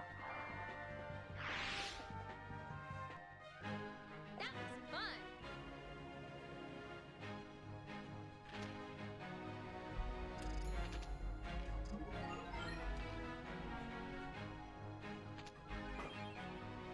Oh, a Rosellum crystal. That's a fucking lucky ass find. So, by the way, any of these ships that have their lights on like that, those are actually the treasure chests of this dungeon. Funny enough. So, I can, like, say, fly over here, and we find something. We find moss armor, which I think is better than the battle-worn armor. Oh, it's not wearable by you, huh? I think that's the replacement for Enrique, then. Yeah, okay. Yeah, this is better for him.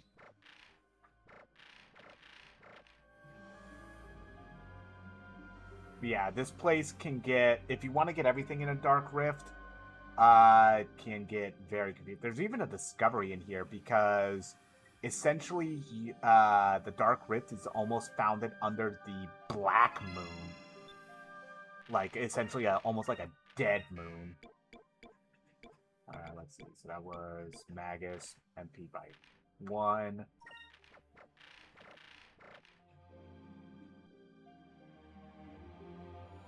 Yeah, so we are probably the rest of the stream will be us in the Dark Rift. If not, I'll probably cut it at us and like entering the land of Yafutoma. I feel like that is a proper thing to do, and we will pick up on it tomorrow afternoon.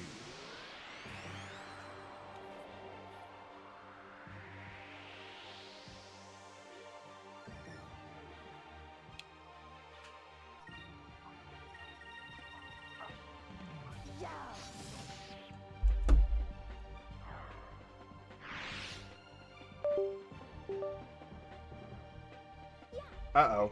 Is that my fucking controller dying? Oh, we may have to cut it then.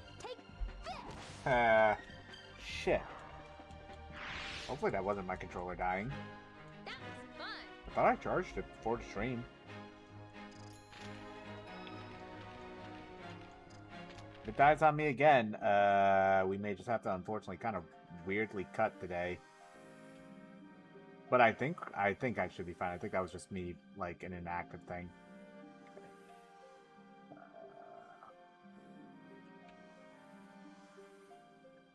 I'm just double checking that I'm not missing anything down here.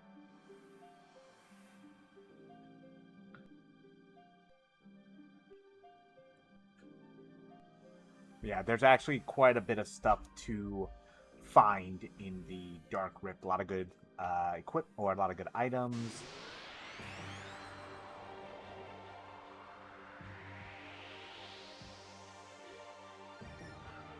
Whew. All right.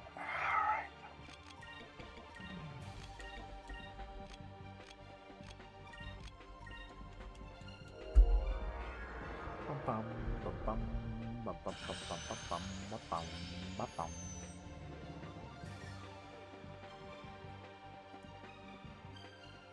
Fire consume my enemies! Land burst!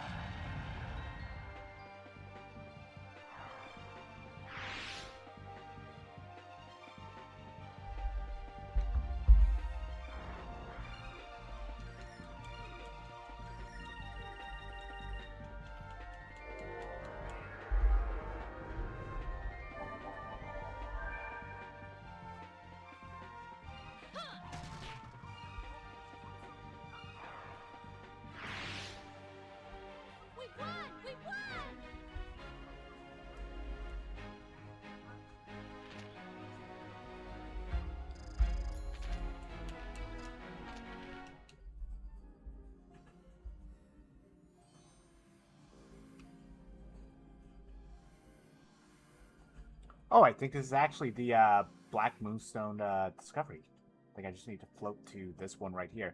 You can't tell it's in here, though, because you don't have the compass to spin for you, but it's right there. This rare Black Moonstone holds tremendous power. It turns positive energy to negative and vice versa, but a practical application for this ability has not been found. There are rumors of a lost Black Moon, but the truth remains unknown. I believe the Black Moon was supposed to be another thing that was eventually cut from Skies of Arcadia, but they left that in as a reference to it. The game was supposed to be a lot more of kind of like on a grander scale, but I think they had to cut back a lot of it due to time constraints.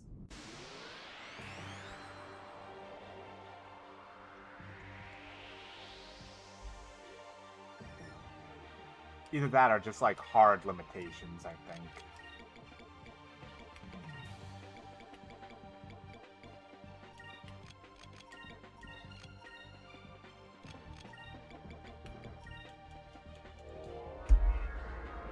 Even though the limitations on the Dreamcast was not nearly as bad as even some consoles that came after it.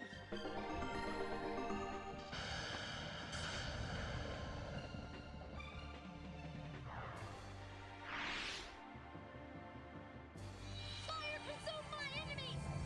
Let him burst!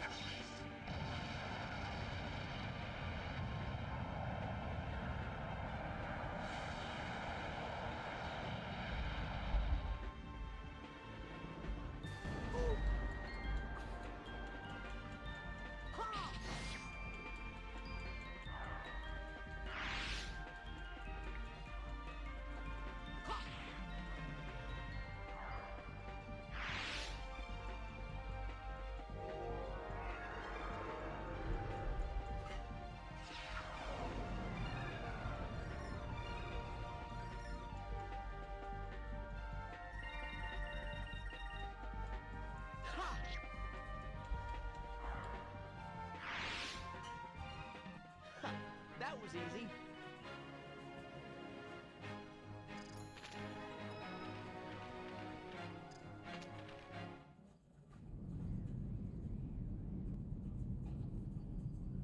Oh, god damn it, we got turned around.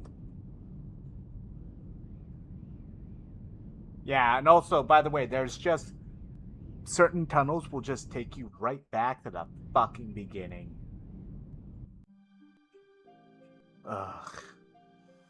Yeah, this place gets annoying after a little bit, but we'll make it through.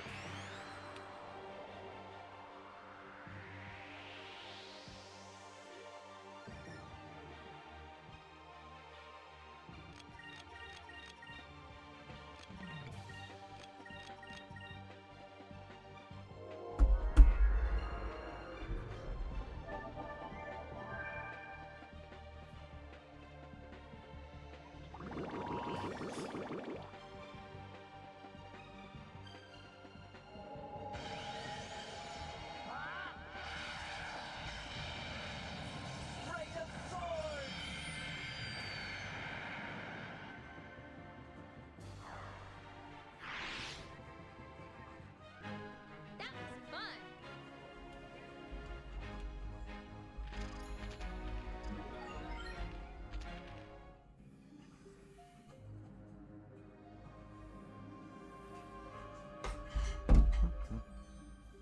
Alright. So I think now we need to go through this center one. While the Dark Rift has a lot of cool atmosphere, it does get frustrating after a while, because especially if you don't have a white map, this happens.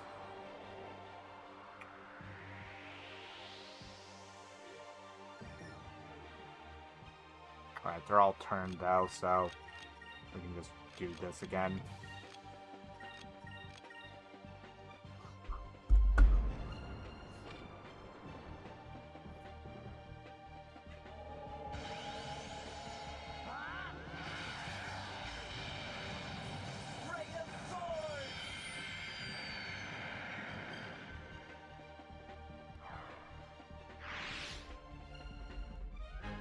We are victorious.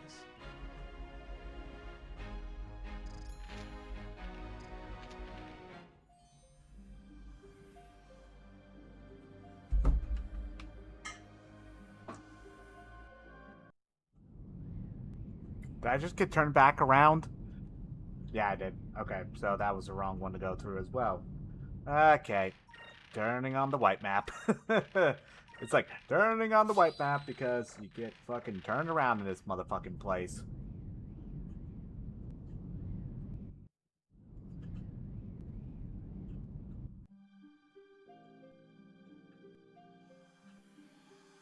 And I could tell because the music cut. That's how you know I've played this fucking game too many times. It's like I could tell from like certain animations, like when Eternity hit. I could tell fucking when Eternity hit because of the fucking music changing. Thanks or during the fight with Piastol. You know, it's like I know this game too goddamn much. This is easily the game that I would say that, like, everyone probably has, like, that one game that they have probably beaten the most in their life. Skies is probably up there. I would guess either for me, it would be either Skies of Arcadia. It's easily the RPG I've beaten the most. If I had to guess, like, what game in general I have beaten the most, it'd probably still be an RPG. It'd either be this or Paper Mario, like the N64 one, which I would love to play for y'all. I don't remember if I did or not. I want to say I did at some point. For some reason, I'm remembering playing Paper Mario for the stream, but maybe it was one of those games where it was just like, I jumped onto it, thought it was a good idea, then jumped off. Or maybe it was like because of the emulator or something like that. I have a weird recollection of either I tried to play it, like, personally, or like I tried to stream it and I just thought it wasn't gonna work. Because I also remember we did Banjo-Kazooie,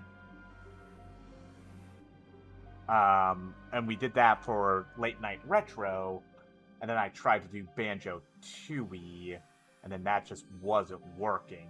Like, the emulator itself just wasn't working, so I had to ditch that. But Late Night Retro kind of became these streams nowadays, you know? It was kind of also me trying to see if I would be alright with, like, streaming at late nights, which I am, you know? I mean, hell, you would even say that I mostly stream late night nowadays, with Sunday being the only real exception.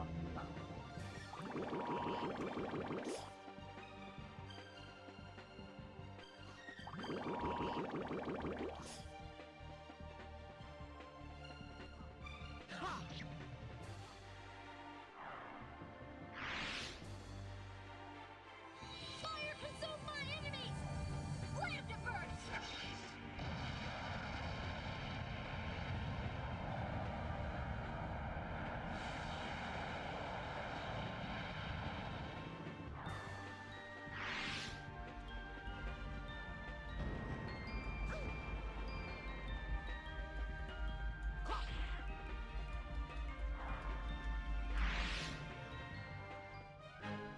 Let us pray that our next battle goes as well.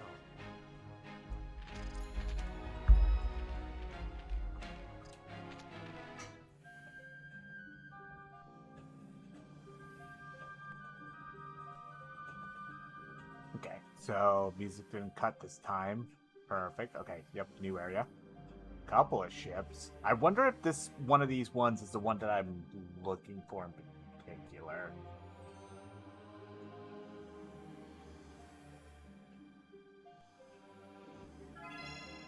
Sacrum crystals. That's nice. I don't think the lights are on in this one, right? Yeah, no.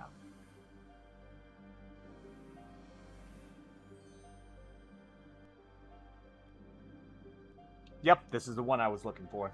So, as you can see, we entered this one, and and hey, we found a dude here. Oh, we also found a Moonberry. Hell yeah. Sir, are you alright? Did you get shipwrecked in here? Who are you? I'm Vice, a blue air pirate. What's your name? I don't know. Huh? I can't remember anything from before the shipwreck. I can't even remember my crewmates' names. It appears he has amnesia.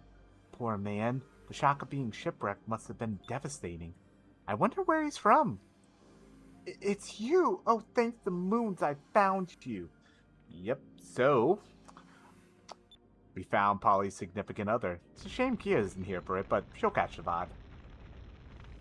Your hair's a little longer than before, and you've got a beard now, but I know it's you. I'd never forget you. You're my husband, Robinson. Robinson? That's my name? Yes, that's right. It's me, Polly. Don't you remember me? Anne and I have been waiting for you for years. Polly? Anne?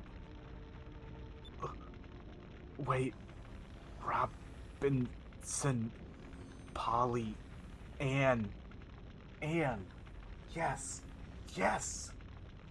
Yes. My name is Robinson. And I remember.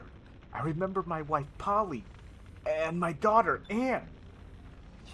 Yes, that's right. Yes, I remember now. Oh, Polly, I'm so sorry. You must have been so worried. I'm so sorry that I left you alone for so long. Aww, I'll never let you go again. Nor will I, but it seems like you're a lot more woman than when I last saw you. You haven't seen me in years, and that's all you have to say to me? She's curved out, you know. Wink, wink. Your name is Vice, right? I thank you from the bottom of my heart. Because of you, I've been reunited with Polly. Polly tells me that she's a member of your crew now. I would like to go with Polly. Could I come aboard your ship as a member of your crew? Of course, we can always use more help. I'm not in the best of shape, but I still remember how to sail. I can at least do that much for you. Robinson has joined your crew as a sailor. So yes, you wouldn't have been able to recruit Robinson if you didn't already have Polly in your crew. With Robinson, he will reduce your spirit points cost for actions for an entire turn. The reason why he is better than Marco doubles your spirit points for a turn, and Robinson cuts your costs in half. The problem with Marco's in particular is that it does not take into account, like, firing the Moonstone Cannon, the biggest problem with it. Firing the Moonstone Cannon does not take into account the doubled spirit points from Marco's ability. It's essentially like you need to have those spirit points available to you at the beginning of the round. So because of that, even though Marco will double your spirit points and you could say, use the Moonstone Cannon, you can't, actually, because the game tells you, no, you need to have these spirit points at the beginning of the round, and the game doesn't just, like, read your doubling of your points, say, like, mid-round. That's why, like, say, you can't use Gear Grease and then fire the Moonstone Cannon. You need to have the 20 SP at the start of the round. So that makes, like, Marco's SP doubling kind of worthless, where Robinson can at least have your SP costs, which includes the Moonstone Cannon. How that works is that once you activate Robinson, anything you fire afterwards will have its cost cut in half. So you'll still need the initial amount of SP to, say, fire the Moonstone Cannon, but it will cost 10 instead of 20, and kind of from there on out. So both of their abilities don't necessarily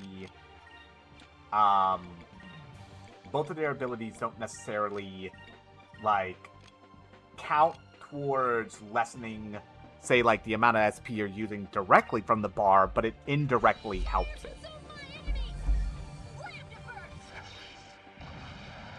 And I'd much rather have my SP cost cut in half rather than doubling my SP and then just taking from technically a bigger bar. Here goes. Oh, God, I missed. Fuck. Guess I should have aimed at that one. Oh, I swear to fucking God. No fucking way, right? No way, right? There's a chance that our entire party dies, by the way. Motherfuckers! Alright, you know what? Fine. Vice will just not take the XP. That's fine. But motherfuckers! We won! We won!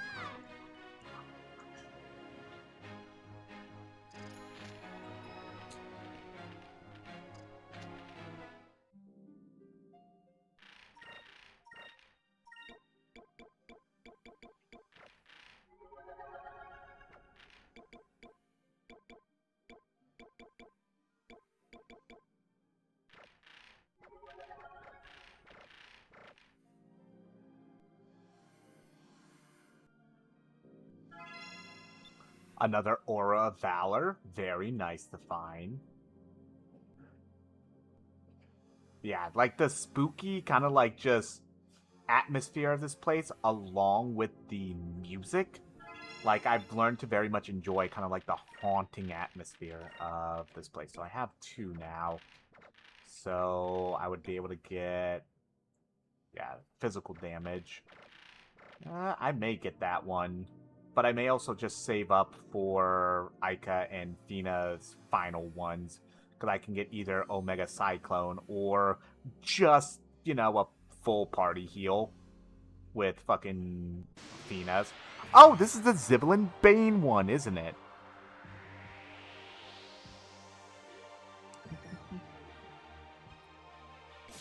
Oh, hi, Ziblin. Thank God I fucking healed then.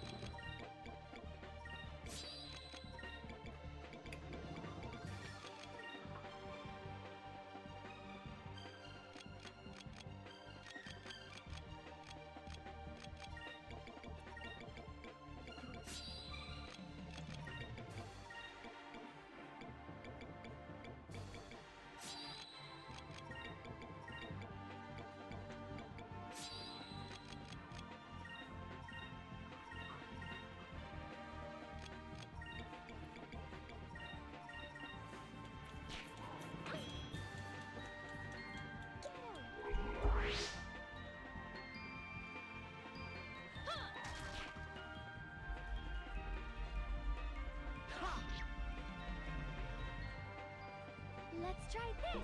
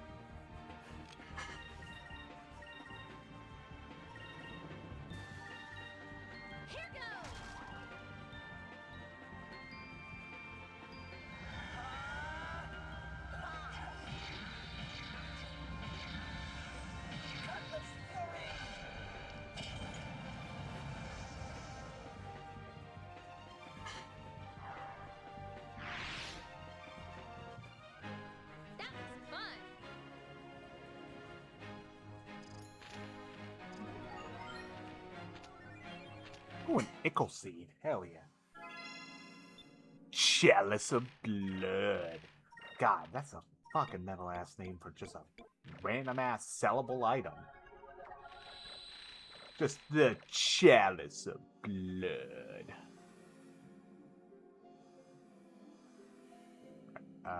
Which way am I going? Oh, and I should probably re-equip the fucking white map before I goddamn forget and then be like, why am I running into so much stuff? Duh. I think we pretty much found everything, though. I will say that. Because we found Robinson. Increases will by 3. Might as well. Because we found Robinson, we found the Moss Armor, we found the Cutlass. I think the only thing we're missing is... I don't know if the Dream Blade for Enrique is here or not. But that's also the exit, by the way, over there. And it's, as you can see, it's guarded. I think the only thing else I needed to find was the... I'm trying to genuinely think. I think the only other thing I don't think we're missing anything, because the big thing was finding Robinson. I think we're good to go, then. I'm just genuinely trying to, like, just mentally... Like, trying to run, like, a checklist in my head. Because I don't think we get the Dream Blade here. We got the Moss Armor. I feel like there's something I'm missing, like, item-wise, but I don't think I care enough, because we'll be getting equipment and stuff like that once we get to Yafutoma. So, I'm not fucking bugging about it. What is that thing? I don't know, but but this is probably its home, and doesn't look like it's going to let us leave without a fight. Yeah, so this is a fucking giant-ass anglerfish, essentially.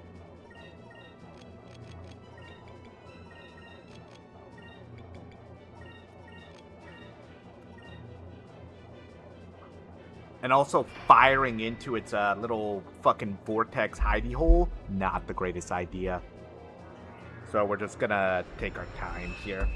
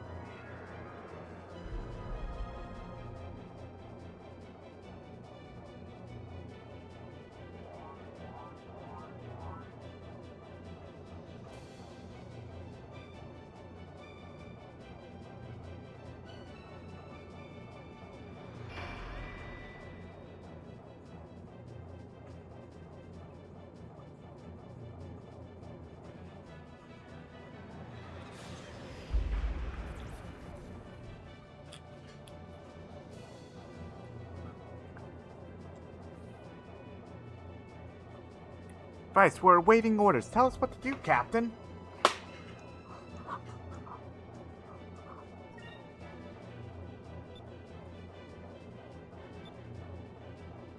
Yeah, so now we can fire off the Moonstone cannon.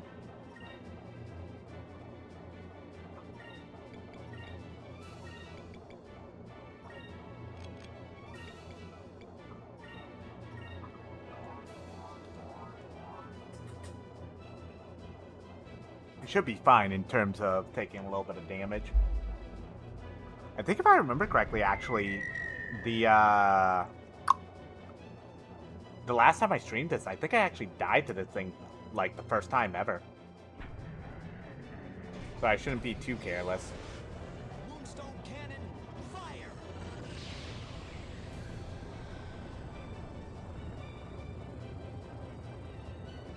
But yeah, like, I think we just fired a Moonstone to essentially, I think doing that damage almost, like, makes it jump out of its little hidey hole here.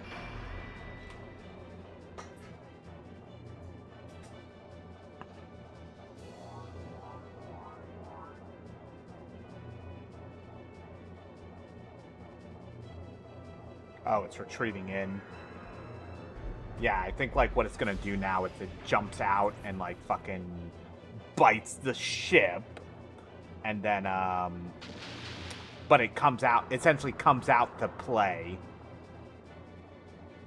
Yeah, see, like, now it's, I think it's gonna leave the hole. Oh, I guess not. Yeah, see, that wasn't really even any real damage.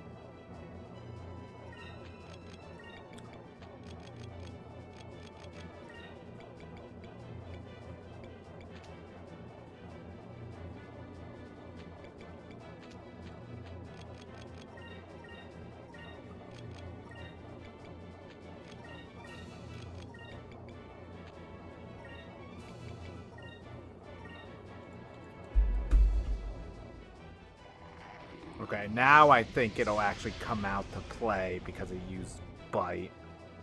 Or maybe I do need to fall back and, like, make it come to me instead. Yeah, because I'm just missing everything.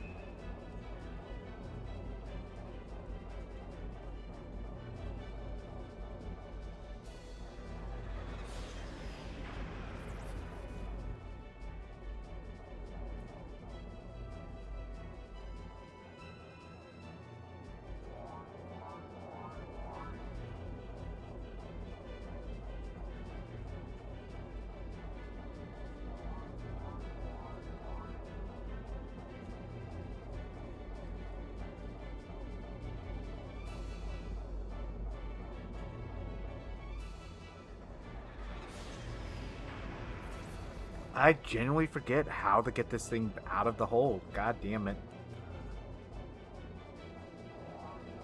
I mean, we're at least fully focused, so that's perfectly fine.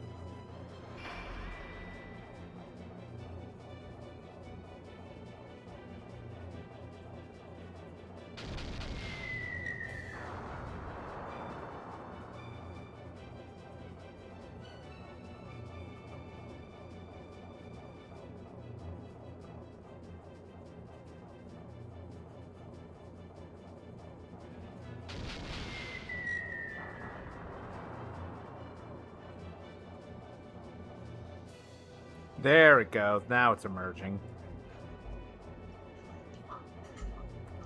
Now we can fucking hammer at the bastard.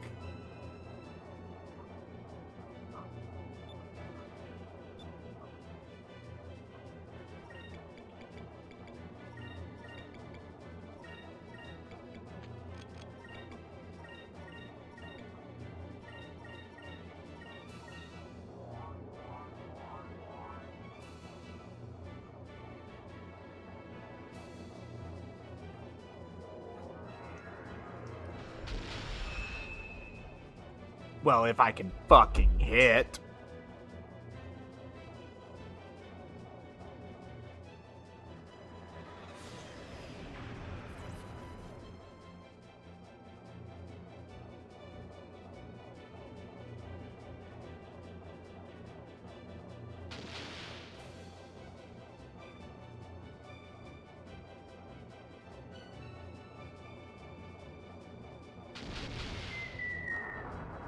There we go. That was some big boy damage.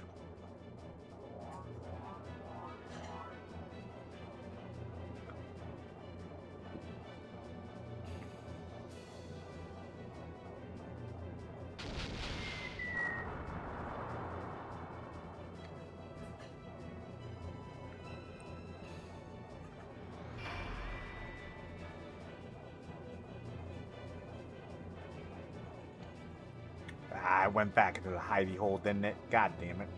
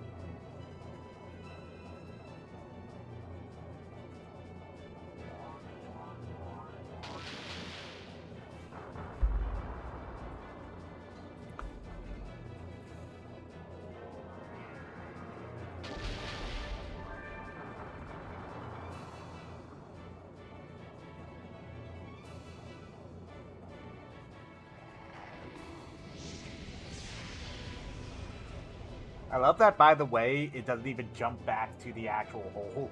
Just like, it just, because of how, I guess, it's angled, they just fucking, well, it just fades back into the wall. But the Moonstone Cannon should kill it, if this doesn't.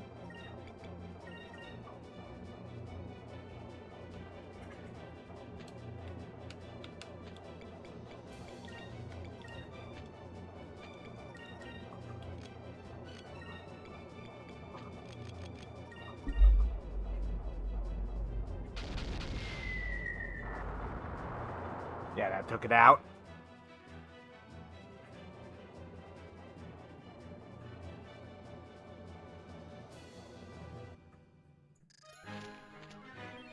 Concussion bomb, heavy torpedo, and a timing valve. Hell yeah.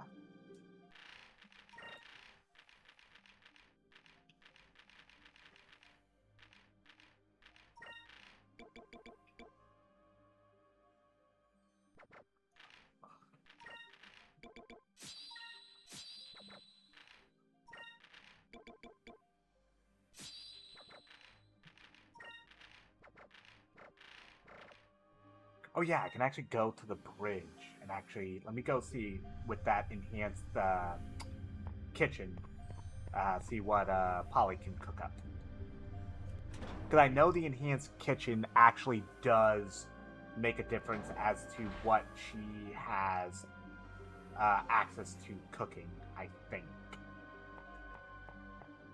And yeah, like, we're able to fly in here because even with the deep pressure, because like the Delphinus has kind of like a shutter system, which is really cool.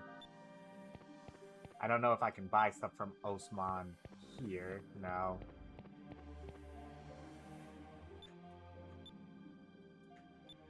Oh, okay, I can't order stuff from her now. Okay, if that's the case, then I really shouldn't have the enhanced kitchen on. Probably the blow up kit. Like, just make our ship, you know, fucking fast as fuck. Evasive, potentially, as well, you know, too. Yeah, we can't, like, I don't think we're allowed to go onto the deck right now, because of the, like, pressure and whatnot.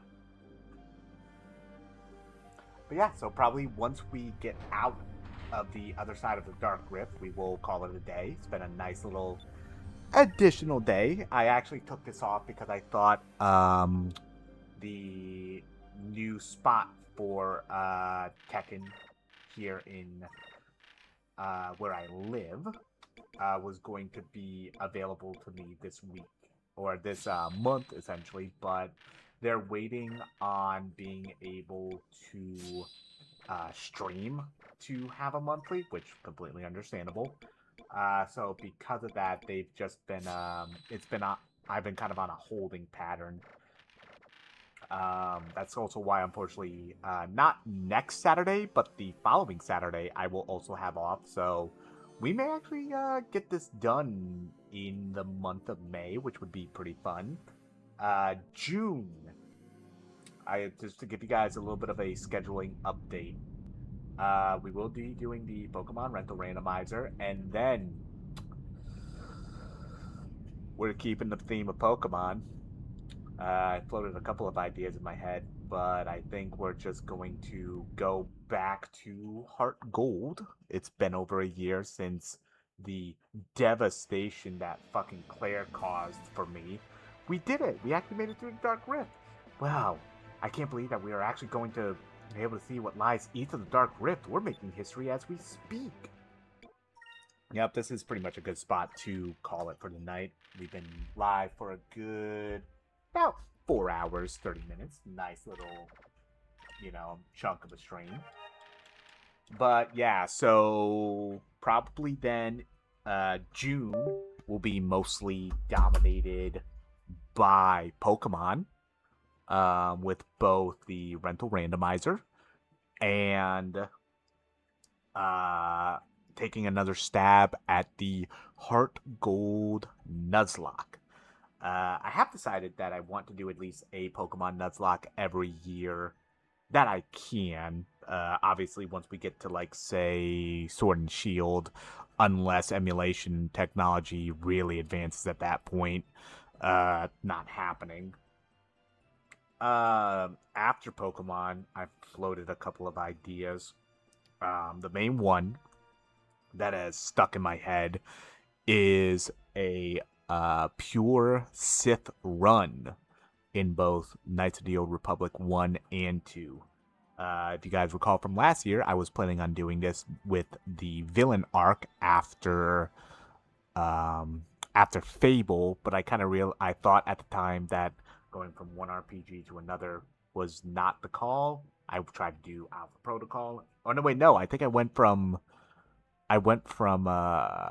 Fable into Mass Effect, and that's what turned into the Renegon run, which I was very much happy with. I'm very glad I did that. I think I may do a run like that again at some point. This way I can have it recorded for YouTube, because that was very much a fun thing. But that probably won't be until maybe the winter time at most, like the earliest time, because I don't want to feel like I'm recycling the same content year in and year out, even though, I'm doing it kind of in this way with Skies of Arcadia. Skies of Arcadia is a very much personal exception where already next year, if I remember about it, which hopefully I will, I'll need to write a note for myself for, there is apparently a Skies of Arcadia Legends randomizer, which I would just fucking love to do for y'all.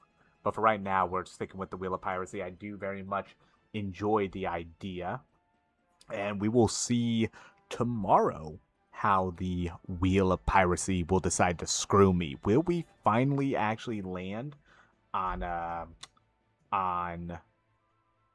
sorry, I should probably actually have my controller still on, just so that I forgot that the game kind of does this. Will we finally land on attack and have me truly panic? Let me just tell you right now, the next dungeon that we will be doing here is my least favorite dungeon in this game. And if you really wanted to see me not give this game praise, just wait until the next episode, my friends. But until then, I hope you all have a great rest of your evening. And as always, peace out.